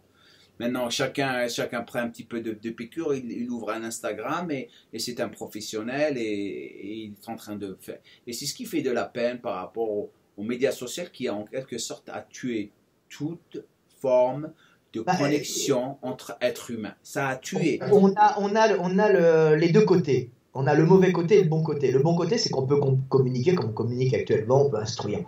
Puis on a le mauvais côté, c'est les mecs qui vont utiliser le réseau social pour exister. Alors plus de mauvais que de bien dans n'importe quoi. Ils vont exister, s'ils n'arrivent pas à faire quelque chose de constructif, ils vont faire quelque chose de destructif, de destructeur. Tu vois, c'est l'impression d'exister en ayant une action sur le monde. Donc, il n'y a rien de plus agréable que faire le bien. Tu vois, donner sans attendre en retour. Alors, quand on est professionnel, on attend, mais on ne force pas les gens. Mais pour vivre, pour continuer à donner. Mais quand quelqu'un n'arrive même pas à faire le bien, il se sent exister en faisant le mal. Ah bon? C'est ce qui se passe trop dans le média social, c'est que le mal, en quelque sorte, attire de plus en plus. Et le drame, tu vois ce que je veux dire, le drame. Voilà, regarde, les médias, regarde, on a un très bon exemple là. On a une crise planétaire à cause de ce coronavirus. En France, tout le monde se focalise sur le gouvernement qui n'a pas fait ci, qui n'a pas fait ça, qui n'a pas fait ça, qui n'a pas... Oui, c'est des incompétents. Oui, il y a des guerres d'ego. Oui, c'est des minables. Mais bon, on l'a dit une fois, deux fois, trois fois. Maintenant, il faut attaquer sur ce qui est bien. Et là, on a quand même le bien qui passe. Raoult, qui n'avait pas sa voix et qui arrive par les médias, a proposé un protocole à base de chloroquine et un antibiotique qui permet de sauver les gens. Et t'as le gouvernement qui dit oui, mais alors on va le donner aux mecs qui sont malades, en phase terminale parce qu'on a un passé ou en très malade. Et là, t'as les médias qui recommencent, ouais, ils sont nuls, et t'as quelques mecs intelligents qui viennent et qui reprennent ce que dit Raoult en disant non, non, pour les mecs qui sont très malades, ça va rien changer du tout. C'est pas le virus maintenant, c'est une réaction inflammatoire immunitaire. Faut donner aux mecs au début pour qu'ils aient une baisse de charge virale et qu'ils ne fassent pas une réaction immunitaire.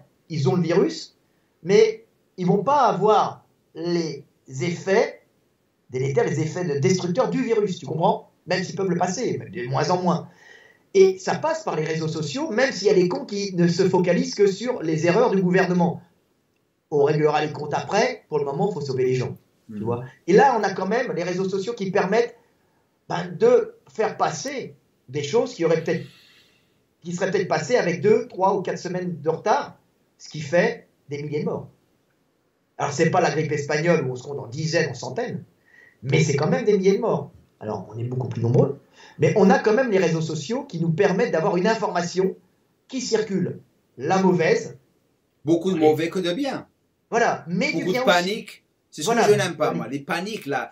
Mais ce que j'aime pas le plus, Fred, c'est que les gens n'arrêtent pas d'envoyer « Regarde ça, regarde ça, regarde ça ». Je suis en train de regarder quelque chose de très, très intéressant, juste pour te montrer comment que les gens sont en train de réagir. Et si, par exemple, en 1994, tu as eu une petite dispute avec ta copine, et elle habite 40 minutes de chez toi, et tu commences à t'engueuler avec elle au téléphone, et tu lui dis « Ok, j'arrive, je vais te parler, j'arrive », tu mets le téléphone, tu prends ta voiture, tu pars chez elle. Ça prend 40 minutes pour aller chez elle. Qu'est-ce qui va se passer durant les 40 minutes? Tu vas te calmer. Mais maintenant, si elle est devant toi, FaceTime, Skype, tu vas pas te calmer, tu vas pas t'arrêter de t'engueuler, elle s'engueuler. Donc ça s'arrête pas. C'est la même chose en ce moment. C'est exactement la même chose. Ça ne s'arrête pas. Et tu sais, les médias adorent ça, spécialement les télévisions, comme je l'avais dit. Les télévisions, ils sont en train de perdre tellement d'argent dans les pubs que c'est leur meilleur moment pour semer la zizanie pour vendre plus. Mais non. C'est pour ça que j'ai dit dans ma dernière vidéo, je leur ai dit, écoutez, ne regardez pas les... Vous savez ce que vous devriez faire. On a toutes les règles à suivre. Mais pourquoi vous allez vous faire chier, vous faire stresser à regarder encore plus et pas ces vidéos, regarde ça, combien de morts. Ça rend les gens fous. Tu sais qu'il y a des personnes qui se sont suicidées. J'étais en train de parler à un client à moi. Il y a des personnes qui se sont suicidées à cause des stocks. Tu sais, ils ont perdu beaucoup de shares dans le marché des stocks. Je ne sais pas comment vous appelez ça. C'est quoi les stocks? La bourse. La bourse. Il y a des gens qui se sont suicidés, frérot. Acheté en hongrois. Ouais, ils ont perdu tellement d'argent, ils sont en train de se suicider. En train de penser à leur fric, qu'est-ce que je dois faire et tout. Les connards sans fric, c'est pas grave. T'as ta maison, t'as ta femme, ça va. Mais l'essentiel que tu as ta santé, tu es bien. Tu sais, moi, ça m'a affecté beaucoup, comme tout le monde. Je suis pas ici en train de pleurer, je suis en train de m'adapter à la situation. Bien sûr, on était tous stressés. Attends. Mais je vais rien changer. Je suis revenu de France, tu sais, ça m'a coûté les yeux de la tête. Je reviens ici, je me suis calmé, j'ai regardé la situation. Bon, je change ça, fais ça. Voilà. Et je repars. T'as regardé ta femme, t'as regardé ta fille, t'as dit comment être utile. Je vais être utile en aidant les gens, en faisant ci, en faisant ça. Voilà. Moi, avec des amis, il y a des gars qui m'ont appelé, un gentil garçon que je connais, Nicolas, qui m'a dit Fred, tu veux que je rende service, t'es pas, bah, dis tiens, peux-tu, je t'envoie des virements, peux-tu t'occuper de ma maman qui est à Paris, parce que ma soeur est un peu trop éloignée, avant elle allait un peu plus se déplacer. Oui, d'accord, hop, il va lui chercher à manger, tu vois, on organise des trucs, c'est bien, tu vois, on fait des horaires. Moi, j'ai tout de suite fait des vidéos en disant, écoutez les gars, vous allez être mis en, parce que moi, j'anticipe, vous allez être mis en quarantaine, faites des stocks de weight gainer pour passer cette quarantaine le mieux possible.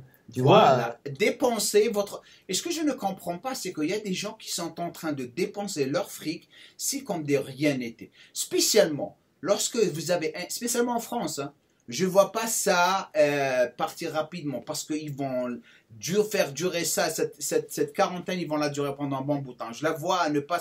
Et les gens vont commencer à paniquer 2 mois, 3 mois. Hein, parce que là, ils vont pas... Je pense que ça va faire 2 mois. Moi, je le dis, hein, moi, je le dis, hein.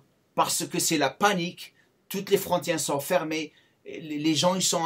Donc, commencez à vraiment vous préparer. Je pense que d'ici un mois, ils vont autoriser les gens à ressortir pour uniquement le professionnel. C'est d'ailleurs, vous ne sortez pas dans les rues le week-end, rien, pas de bar ouvert, rien. Et ils vont rouvrir les usines, les trucs, les machins, parce qu'elles ont perdu, elles n'ont pas tous les fournisseurs. Donc, ils vont relancer ça doucement, hein, je pense. Hein. Et puis après, ils vont mettre les gens progressivement à la chloroquine. Tu sais que les gyms, elles sont toutes fermées. Apparemment, je suis en train de parler à un propriétaire de chaîne de gym en France. Il m'a dit, dès que il va y avoir 20% de gyms qui vont fermer et ne jamais ouvrir, les indépendants, parce qu'ils ont tellement perdu dans cette crise. Alors, là, je t'explique, j'étais avec mes collègues belges. On en discutait avec DNA. DNA, je les avais rencontrés pour faire un séminaire. Puis c'est des mecs assez dynamiques qui bossent avec l'Afrique, qui bossent pour l'enseignement, qui sont en Belgique, qui ne sont pas en France. Et moi, je ne les connaissais pas. Et puis j'ai dit, écoutez, pourquoi vous ne prenez pas vous montez pas des de la vieille gym. Puis les mecs, c'est des entrepreneurs, c'est pas des mecs qui pensent avec l'ego réel. C'est des mecs branchés Maghreb, branchés une partie du Maroc, je crois. Et puis, donc les mecs vraiment pros, tu vois. Et tout de suite, ils sont allés voir Larocque, tu vois, avec qui je bosse. Ils ont vu les machines, tu as vu, les machines, elles sont bien. Ah, et puis bon, c'est bien. Et puis ils m'ont dit, attends, on va monter de la vieille gym. Formation, tu vois, de la gym. Écoute, moi, gérer ça c'est pas possible, mais on peut faire de la vieille gym. Ça peut être bien, ça c'était avant l'épidémie, tu vois. Donc on devait faire, l'épidémie arrive, eux ils ont les reins solides, hein, ils tiennent déjà des gros centres là-bas. Ils disent attends, ils ont regardé le bilan, ils ont dit les mecs vont tous s'écrouler. Nous on a les reins solides, c'est le moment de monter des de la vieille gym derrière avec formation et tout. Tu vois donc, quand d'autres s'écroulent, certains... Voilà, les gens, voilà, c'est ce qui va se passer, parce que moi je sais une chose. Moi je vais faire... Ils ont les machines, ils ont le nom, ils ont la formation, d'un seul coup, paf, ils peuvent arriver à cause de ce truc. Et alors on disait, ouais, on va profiter de ça pour lancer le truc, profiter de l'effondrement des petits, mais qu'on ne souhaite pas non plus. Ouais. Tu vois, c'est pas parce que les petits qu'on voulait ça. Le plus grand conseil que je donne aux petits, le plus grand conseil que je donne aux petits que je vois, que je connais beaucoup de petits, je leur dis, vous avez une chose qui va jamais être faite par les grandes chaînes de gym. C'est le service et l'atmosphère que vous avez dans votre gym. Ne jamais, jamais perdre ça. Parce qu'il y a beaucoup de personnes qui détestent aller à Basic Fit. Basic Fit, tu sais ce qu'ils faisaient apparemment, ils sont en train de fermer tous ces petits indépendants. Mais ils savent très bien que lorsque tout le monde commence à arriver, c'est low cost, ok? Mais tu te bagarres pour utiliser la machine. Donc les gens vont se dire, ok, j'étais dans une bonne gym où je paye 25 € par mois. Maintenant je vais dans une gym où je paye 10, mais le matériel est cassé. Je me bagarre pour utiliser la machine. Voilà. Je dis, je vais repartir là-bas, moi. Le problème des Basic Fit, ça dépend du gérant. Des fois, tu as des gérants. Voilà. C'est-à-dire, c'est pas Basic Fit en lui-même. C'est le gérant qui est derrière Basic Fit. Si le mec est un incapable, ou bien qui est dans une zone qui est pas top, ça va pas marcher. Alors que certains Basic Fit peuvent très très bien marcher pour la zone où c'est, avec un très bon gérant qui fait attention, tu vois, tout. C'est ça, on trouve de tout, tu vois. Mais évidemment, le milieu du fitness va être impacté puisque les gens ne vont pas retourner forcément à la gym comme ça. Il va y avoir des mesures de sécurité avant, on ne peut pas s'entraîner sur les barres comme ça. Ça va changer, ça va demander beaucoup plus de rigueur, de propreté.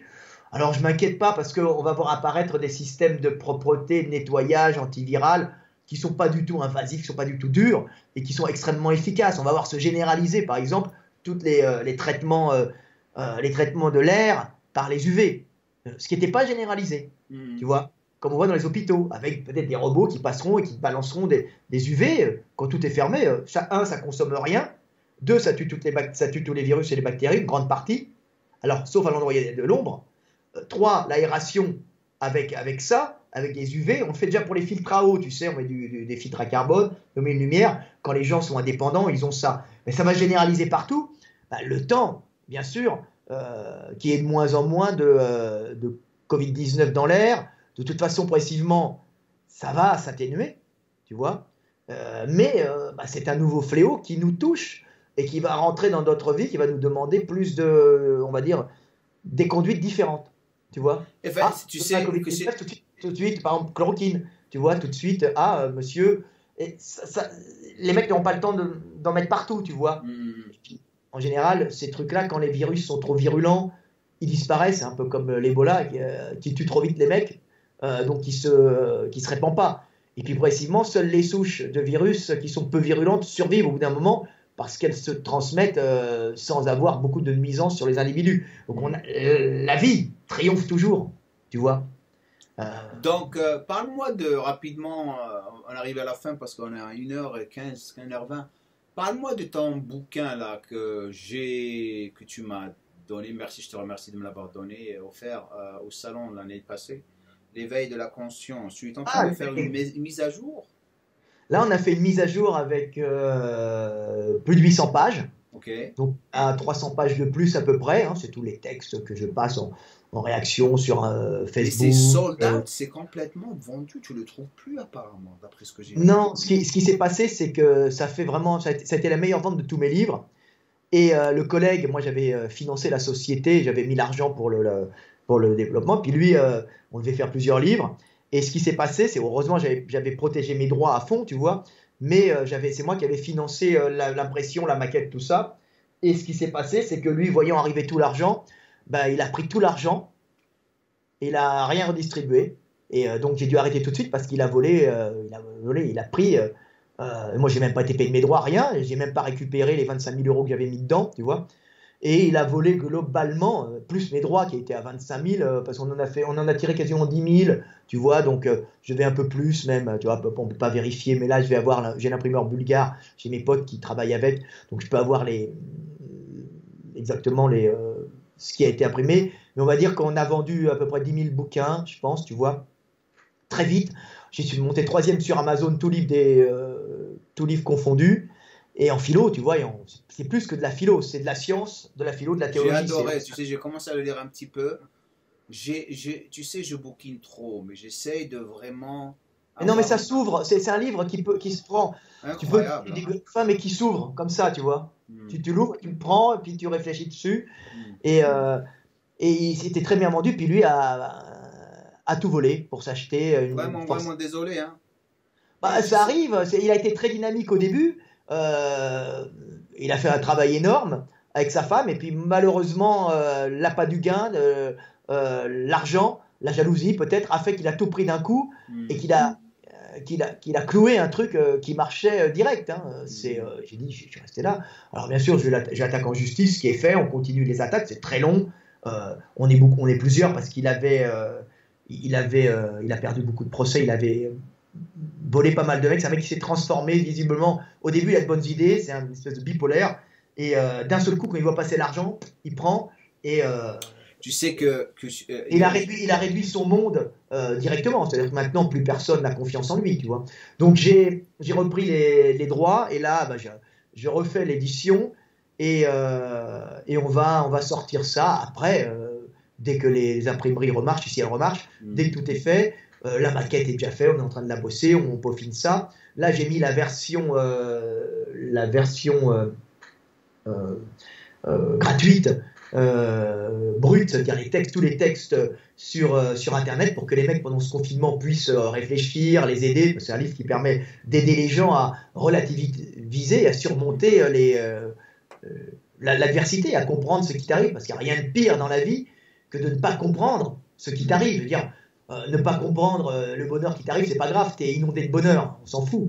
Mais ne pas comprendre l'adversité et le malheur, c'est pire que, tu vois, c'est horrible à supporter. Alors que si tu comprends pourquoi, ben, déjà tu supportes et après tu peux surmonter l'épreuve. Tu vois, tu vois, donc ce livre permet, en fin de compte, de devenir quelque part un surhomme, c'est-à-dire pas quelqu'un qui va conquérir le monde avec une hache, non, quelqu'un qui va être capable de supporter la souffrance, l'adversité, la comprendre pour mieux vivre le monde et mieux être heureux dans ce monde, tu vois. Donc ça, c'est le dernier. Est-ce que tu as un autre qui va sortir? Là, non, on bosse sur les blessures avec Gundil. J'ai quelques trucs, mais je peux pas en parler parce que j'ai des contrats. Donc pour les personnes qui sont en train de me regarder, excuse-moi Fred, ça c'est un bouquin qui m'a beaucoup aidé. Pour les personnes qui veulent vraiment, bon, j'arrête pas de recevoir des emails sur quel bouquin acheter. Et c'est la base, c'est cela, c'est la base. Vous avez celui-là aussi, le volume 2 que j'ai acheté aussi. Celui-là, il est super. Ouais. D'ailleurs. Donc moi, tu sais, lorsque je veux être sûr de quelque chose, je vais à tes bouquins. C'est ce qui m'aide le plus dans mes vidéos, lorsque je crée du contenu. Et je voudrais vraiment te remercier pour toutes les choses que tu es en train de faire pour nous, Frédéric. Et ça me fait vraiment plaisir de t'avoir comme un ami. Moi, c'est un plaisir. Hein. Ouais. Tu sais, moi, je pars du principe que je travaille pour faire plaisir aux gens. La même chose ici.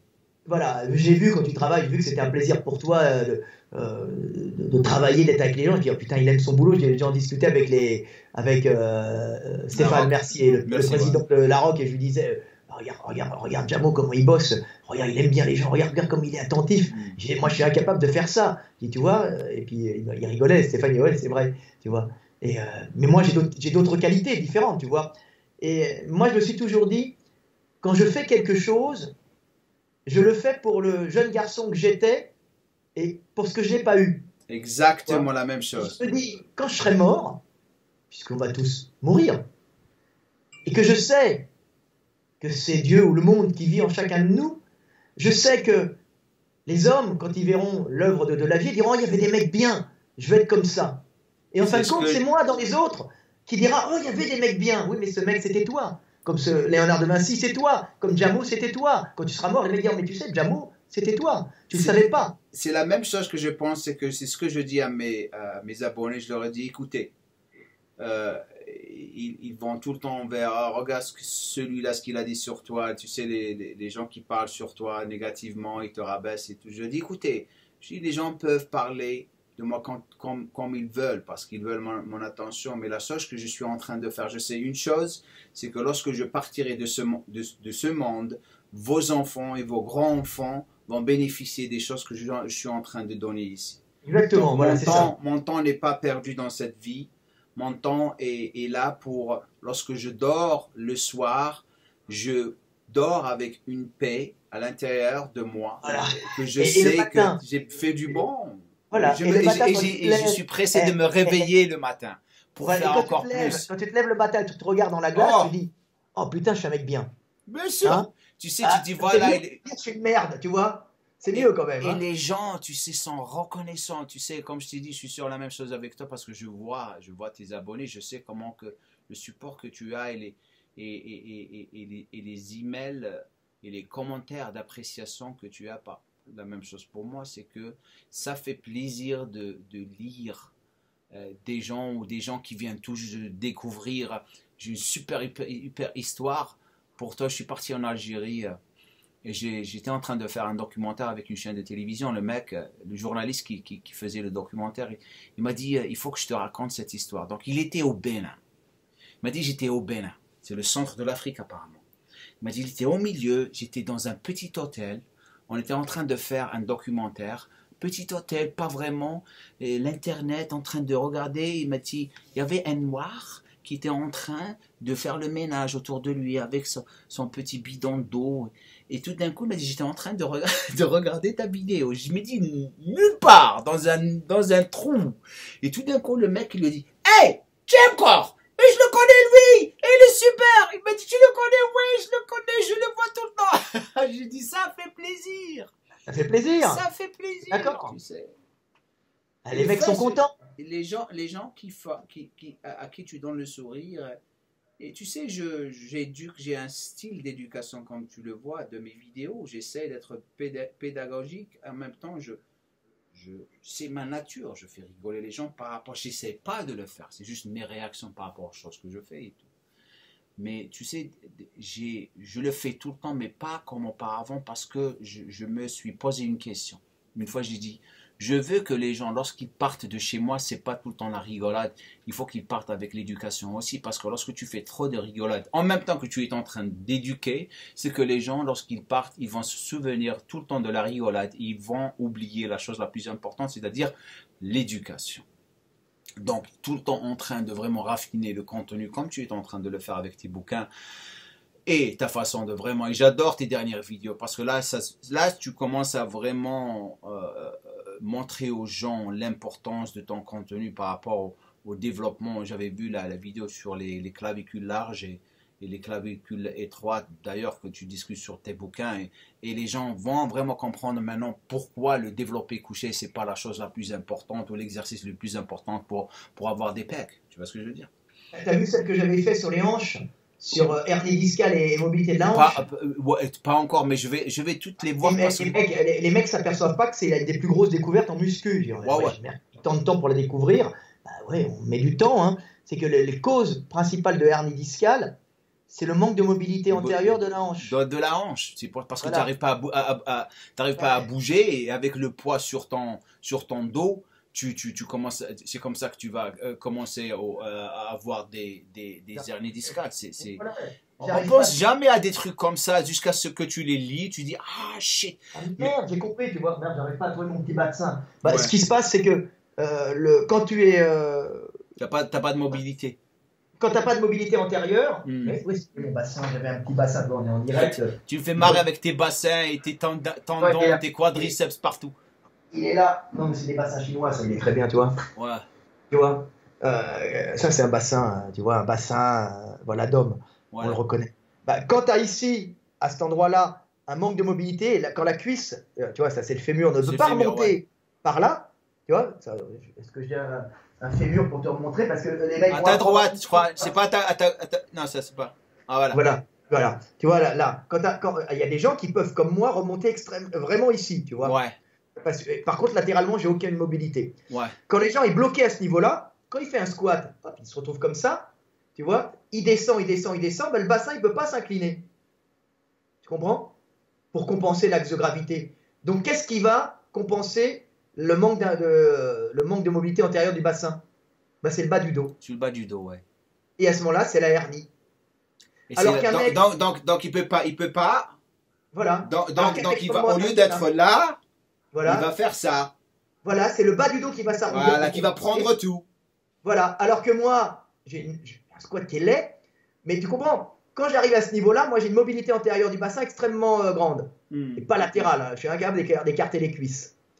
Et là, à ce moment-là, moi, qu'est-ce qui va se passer? Je me pète la gueule et je fais ça. Mais c'est pas le dos qui prend.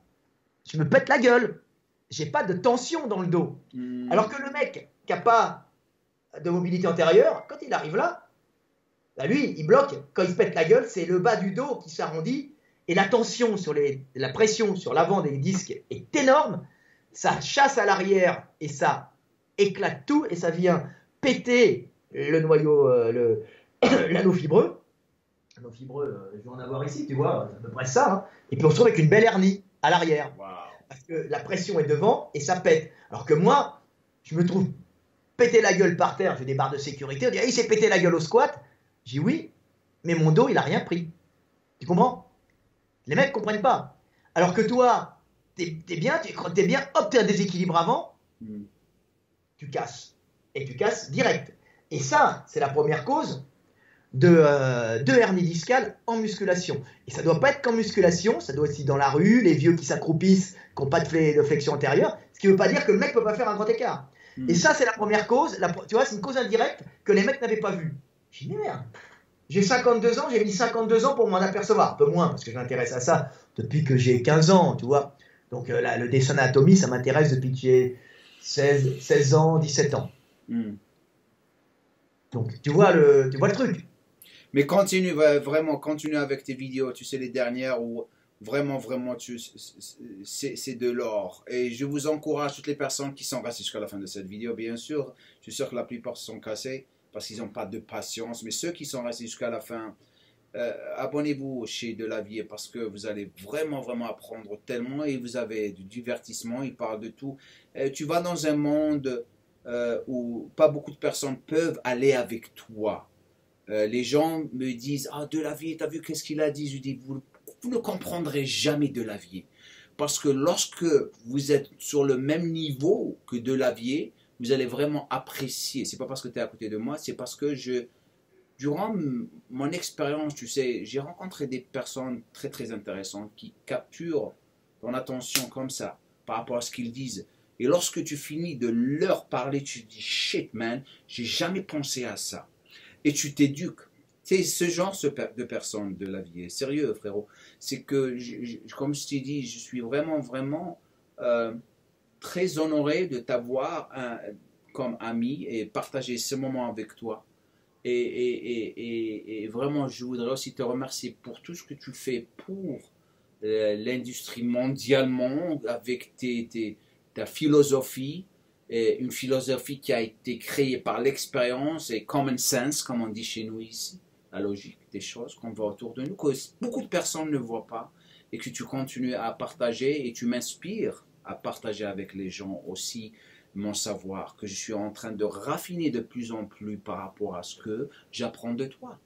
Et toi, tu fais des choses de ton côté aussi que moi, je suis incapable de faire. Le contact direct à enseigner direct, c'est quelque chose, tu vois, à l'individu, que je suis quasiment incapable de faire. Ça m'a pris du temps, tu sais, parce que je ferme les yeux, tu sais, les gens croient que faire du contenu, c'est juste faire du contenu. Je ferme les yeux et j'imagine mon audience, comment qu'elle pense, comment qu'elle est en train de réagir à ce que je suis en train de faire. Écoutez, et c'est ce qui me donne cette capacité de vouloir enseigner. Depuis mon jeune âge, tu sais, avant de commencer à vraiment faire la musculation, j'ai toujours voulu être un enseignant parce que j'avais un prof d'histoire que j'adorais. Il était incroyable. J'avais des 17 et 18 sur 20 en histoire et géographie. La philosophie, je détestais. Mais c'était un mec qui m'a vraiment fait aimer. Et mon prof de sciences aussi, je me rappelle de lui, il était incroyable. J'adorais sa façon de vraiment transmettre et avoir ce style d'enseignement que tu as, qui permet aux gens d'apprécier et ne jamais se retrouver dans des situations où ils s'ennuient, tu vois. Et c'est ce qui rend mon travail encore plus intéressant. Par exemple, j'ai fait une vidéo sur les glucides et elle est très populaire cette vidéo. Et tu sais, j'avais un moment que j'ai eu, je te jure, je l'ai eu à minuit, je dormais. Et je me suis réveillé et j'ai eu cette idée des céréales que j'ai rajouté, peut-être que tu peux l'avoir, c'est tellement marrant. Je l'ai fait comme ça. Comme ça, tu dis, putain, merde, il faut que je la fasse, Ouais, mais tu sais, j'ai arrêté la vidéo, j'allais la publier. Et ben, je l'ai arrêté et j'ai filmé ce bout et je l'ai rajouté à la vidéo. Bang! Et la vidéo, elle a cartonné. Ouais, parce que tu as des fois, comme ils appellent, les fulgurances. Ah merde, c'est ça. Ouais, tu te dis, shit, tu pourrais faire ça, Donc, tu revois ton contenu, tu le vois. Et ça, et moi, pour moi, ça, c'est un art. Je le vois avec toi. Quand j'ai compris le truc de la hanche, j'ai dit, putain, merde, c'était en face de nous, personne ne le voyait. On parle des hernies discales, je dis, oui, mais c'est pas normal qu'un mec il l'ait pas. Je dis attends, comment ils font? Et je dis mais non, mais c'est super simple. C'est de la mécanique de base, de la mécanique de neuneu. Sauf que personne l'a vu tellement c'était simple, tu vois. C'est le truc. Oh merde, c'était là. Tous les mecs se laissent à cause de ça. Et la plupart des gens n'ont pas de mobilité autour des hanches et c'est pour ça qu'ils se retrouvent. Moi, ce qui m'a aidé revenant à la mobilité des hanches, je suis quelqu'un qui est très souple pour la la masse que j'avais parce que, tu sais, je faisais beaucoup de breakdance, je faisais de la danse, donc j'étais souple, tu sais. Donc lorsque je fais mes squats, je descendais, tu sais, il n'y avait pas de problème d'aller comme ça ou comme ça. Et lorsque j'ai pris ma retraite, tu sais, j'ai passé plus de 5 ans ou 6 ans à faire de l'entraînement fonctionnel, de la souplesse. J'ai développé une section d'activation musculaire et de souplesse qui m'a aidé beaucoup. Donc mes squats, parfaits. Tout était parfait. Ça m'a vraiment, vraiment aidé. C'est pour ça que j'encourage tout le temps mes élèves à vraiment faire de l'activation musculaire et travailler sur leur souplesse. Parce que ça les aide à se développer musculairement. Ça les aide à vraiment, vraiment ne pas se blesser, ne pas avoir des problèmes comme des hernies discales, ou des problèmes de genoux, ou des problèmes de hanches, ou quelque chose comme ça. Donc merci pour tout. On va arriver à la fin. Je ferai encore plus de vidéos avec toi. Mais j'espère te voir dans pas longtemps. Hein. Là, dès que le bordel s'arrête. Dès qu'on n'a plus le confinement, toi, t'es un peu ils sont confinés hein, chez toi Non, mais nous, on sort, mais il ne faut pas sortir trop. Moi, tu sais, je viens à la gym, je travaille, je suis en train de développer l'académie pour les femmes parce que entraîner les femmes, c'est une science aussi. Donc, je suis en train de développer l'académie. Donc, j'ai fait toutes les vidéos. Je suis en train de créer le contenu que je dois donner à mon designer pour vraiment lancer l'académie des femmes. Mais là, je travaille. Je ne peux pas utiliser ma gym. Tous mes clients, le peu de clients que j'ai, parce que je fais tout en ligne, c'est des clients, c'est comme de la famille pour moi. Donc, ils viennent ici, ils s'entraînent. Certains, ils sont un petit peu parano. Et ils ne veulent pas venir, donc j'aurais dit, pour rester chez vous, dès que ça se calme, vous revenez. Ah, c'est ça. Et pas avoir trop de monde, c'est normal. Et c'est normal, tu sais, donc j'essaye de faire, donc je suis en train de profiter pour faire du contenu, c'est pour ça que j'ai décidé. C'est exactement ce que je fais là. Je discutais avec les gars de DNA que je trouve vraiment sympa. Alors, je sais pas comment ça va, s'accroche bien, tu vois. Tu vois, quand les mecs se déplacent, quand les mecs vont voir les machines, quand les mecs, tu te dis oui, ils sont dynamiques. Comme mon pote Boris avec qui je bosse, tu vois, c'est un mec que j'ai bossé avec parce qu'un jour il dit ah, Fred, c'est toi qui fais ce blog, oui. Ah ben ça serait bien qu'on bosse ensemble. Ben, il faut qu'on se rencontre. Je viens te voir à Paris. Le mec était belge, j'étais un jeune. Et tout de suite, j'ai un mec dynamique qui vient, tu vois, un peu comme mon pote Steve Elena avec qui je bosse, tu vois. Maquettiste, il est venu me voir, tu vois, il dit moi je suis maquettiste, j'aime bien ce que tu fais, tout ça, tu vois, c'est des mecs, ils ont la démarche de l'avoir, tu vois. Et là, justement, avec ce corona, qu'il faut prendre comme quelque chose qui nous permet de faire quelque chose, tu vois. Ah, bien sûr, tu peux faire beaucoup de choses, c'est pour ça que je dis aux gens, aux jeunes, on est en train de bosser sur des vidéos en ligne. Et comment on va les faire? Écoute, c'est simple, moi je peux pas te préparer des textes comme ça. Je vais venir une semaine à Bruxelles et il aura les machines et je dis on va sur tes machines, il a des basiques, je crois, ils en ont plusieurs. Et je lui dis non, il me dit non, moi je veux sur d'autres. Moi je veux qu'on le fasse sur des Delavier, sur des extrêmes by Delavier. Et on va faire plein de vidéos. Tu comprends? Sur les machines, mais sur les mouvements encore, sur d'autres mouvements, tu vois, aussi sur les barres. Pour parler de biomécanique. J'ai dit, moi, je ne peux pas te parler de nutrition, je ne peux pas te parler de programme. Mais c'est la biomécanique, c'est un spécialiste en biomécanique, en entraînement. Parler d'entraînement biomécanique, qu'est-ce qu'il faut faire pour avoir ça, où sont les dangers, quelles sont les blessures. Et ça, les enseignants, c'est bien, on va faire tout le programme. Eux, ils ont l'accréditation, ils vont faire un cycle de Lavier, tu vois, en vidéo, tu vois, pour leur école de formation sur les machines de Lavier et puis ils vont ouvrir après les centres. Tu vois, les mecs, ils sont bien. Donc, j'ai toute une semaine à passer, voire 10 jours, je sais pas, là-bas pour faire les vidéos. J'ai dit, moi, je travaille l'après-midi parce que le matin, je dors. C'est mon rythme, je n'y peux rien, tu vois. C'est cool. Toi, le matin, tu dors. Moi, je me lève à 4h, 4h moins le quart chaque matin. Voilà, tu vois, ça dépend. Et je dors à 8h30. Je peux pas rester... Chacun a son rythme de travail. C'est ce qui marche pour toi, tu le fais. C'est ça. Donc, tu vois, ça me faisait rire. C'est mon fils qui disait qu'il devait écrire à la maîtresse en français, puisqu'il est bilingue. Alors, il écrivait que pensez-vous du fait de ne pas venir à l'école? Et alors, mon fils avait écrit je suis très content de ne pas aller à l'école parce que je suis un homme de la nuit. Mon fils écrit en français, il a 8 ans. Un homme de la nuit et je n'aime pas me lever le matin. Je vois qu'il a dû rajouter comme mon père. Ouais. J'étais là, j'ai dit. Mais oui, il y a des gens qui aiment le matin. Ma mère aime le matin. Elle me dit, moi, ce que j'aime, c'est me lever très tôt et faire mon petit café. Ma mère, 90 ans, hein, tu vois. Tu sais, le meilleur moment de ma journée, c'est lorsque je me réveille le matin, comme ça, et j'ai mon café. Ah, c'est ma mère est pareil. Tu sais, c'est mon espace, c'est 2 heures avant de sortir. 2 heures, de 4 heures jusqu'à 6 heures. Donc c'est toujours la même routine. Café, mon Coran, pendant une demi-heure. Après le Coran, non, prière, café, Coran, et après un bouquin que je dois lire, parce que le matin, c'est là où j'absorbe toutes les informations. Après la mosquée, après l'entraînement. Tout le temps. Voilà. Tout le temps. C'est Et ça. toi, t'aimes ça, tu vois, c'est agréable. Et oui, je comprends, tu vois, ça, c'est un plaisir. T'es d'accord? C'est le plaisir. Je ne demande pas trop. C'est ce que je veux le matin. Et ma femme, tu sais, ma femme, elle dort maintenant. Toute la maison dort à 8h30, 9h. On dort tous, même ma femme. Tu sais, on n'a pas de télévision. Enfin, on a la télé pour Netflix. Mais on n'a pas de télévision. Ma femme, elle est la même chose. Elle est organisée, elle fait ses entraînements. Elle dort, elle se lève pour pour faire sa prière. Après, elle dort, elle se réveille à 8h. Mais moi, 4 heures debout, 4 heures moins le quart. Des fois, lorsque j'ai un projet sur lequel je suis en train de travailler, j'ai beaucoup d'idées, j'arrive pas à dormir le soir. J'arrive pas parce que ma tête, elle est à 120 à l'heure, 220 à l'heure. Je suis comme ça. Quand je bosse, j'ai du mal à dormir après quand je bosse. Alors surtout quand je dessine. Ouais. Le reste, tu vois. Le dessin me fait des insomnies. J'arrive pas à dormir après le dessin.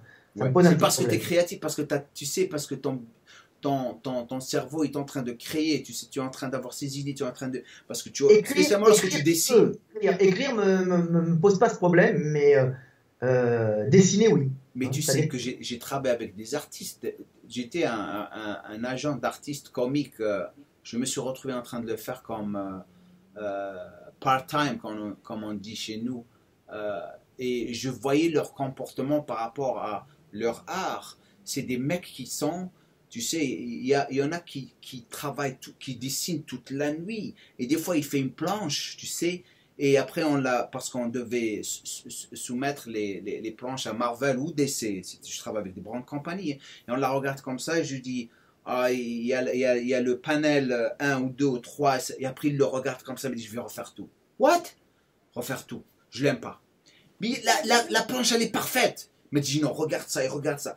Et on avait qui était complètement l'opposé. Il bâclait le mec. Et je regarde le panel, il y a soit qu'on appelle splash. Une page splash, c'est lorsque tu as une action d'un super-héros. Et je dis, regarde les cheveux, regarde l'œil, regarde l'anatomie de ça, regarde. Non, c'est bon. Et là, tu voyais les différents types d'artistes que certains, lorsqu'ils commencent à travailler, ils ne veulent pas, parce qu'ils adorent ce qu'ils sont en train de faire, qui revient tout le temps à la même chose. Le mec, il ne dort pas comme toi, il est en train de... Il ne veut pas dormir, il va dormir parce que ils étaient en Europe, j'étais ici, il est quelle heure? J'ai pas dormi pendant toute la nuit, il va dormir. Je dis, tu dors, il ne sait pas aussi que lorsqu'il dort, il va pouvoir vraiment travailler encore plus rapidement et avoir plus de concentration. Mais le mec, il est tellement... En plus, il y avait des deadlines qu'il fallait arriver à faire. Des fois, le mec, il faisait une page par jour, ça c'est rapide. C'est rapide, une page par jour. Moi, j'ai rencontré des mecs, une page et demie. Mais le mec avec les détails en plus. Hein. Mais maintenant, c'est mort, tout est mort parce qu'ils ont les computers, ils bâclent tout parce qu'ils savent très bien que c'est juste le fric. C'est comme la musculation. L'art a été détruit, la musique a été détruite avec la technologie, ça fait de la peine. On trouve quand même des trucs bien qui reviennent. Ah ouais, moi je dis pas que tout est mort. Tu vois, là je regarde, moi la musique, je regarde un peu la scène berlinoise, la scène allemande de la techno, moi j'aime bien. Putain, mec, je regarde le niveau, ils sont forts. Puis je regarde, il y a même des Français qui sont très forts.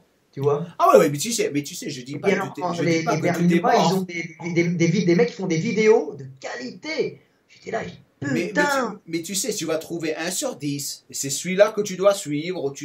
Moi, je connais des artistes, je connais personnellement j'ai arrêté. Tu sais, j'ai une collection incroyable. Ma collection, je crois qu'elle vaut dans les 150 000 ou 170 000 $. Et elle commence à augmenter chaque année, avec le temps. Et tu sais, ces artistes, moi, je connais des artistes qui sont old school. Hein. Le mec, tu le fais pas chier avec tes computers. Hein. Tu attends. Hein. Mais lorsqu'il te dit d'attendre, je suis en train de travailler sur une commission, elle va prendre 1 année pour finir. Le mec, dès qu'elle sera finie, je te la montrerai, tu vas rien comprendre. Le mec, chaque jour, il fait un tout petit peu. Donc c'est le dessin, et après c'est l'ancré, et après c'est la peinture. Le mec, toute peinture à l'eau, mais tout, il a à peu près 30 ou 40 caractères. Marvel contre DC, énorme. Le mec, il m'a dit, ça va me prendre 1 an et demi. Tu prends ton temps. J'en ai rien à foutre. Il sait qu'à la fin, ça va être de la qualité. C'est comme Gundil, il me disait. Ça va être la folie. Éternellement, mais qui dure tout le temps. Je te montre des trucs. Attends, rapidement là. Regarde ça. Ils vont tous voir ça. C'est la même personne qui a fait cette peinture ici. Attends, parce que j'ai. Regarde je vais te montrer le Hulk là. T'as vu le Hulk là en haut? Oui, j'avais vu avant, tu l'avais tout le temps. C'est lui qui a fait ça. Regarde-moi ça. À chaque fois que c'est incroyable le mec. Ça lui a pris 1 mois. Vous rachetez les droits des personnages pour pouvoir les utiliser en dessin, c'est ça? Ouais, c'est ça. Et tu sais, le mec, ça lui a pris 1 mois pour finir ça. Et je le fais pas chier. Hein. Je lui prends ton temps. Enfin, l'essentiel. On arrive à la fin. Merci beaucoup de la vie. Donc, on le fera encore. Merci pour cette opportunité. On gardera contact et je viendrai te voir. La prochaine fois, on se fera restez confinés, entraînez-vous bien à la maison. Voilà. Dites-vous que c'est une épreuve qui vous permettra de vous en sortir grandi. Voilà. Des hommes. Allez, à la prochaine. À la prochaine, salut. Salut, bye bye. Allez, ciao. Bye. Ciao.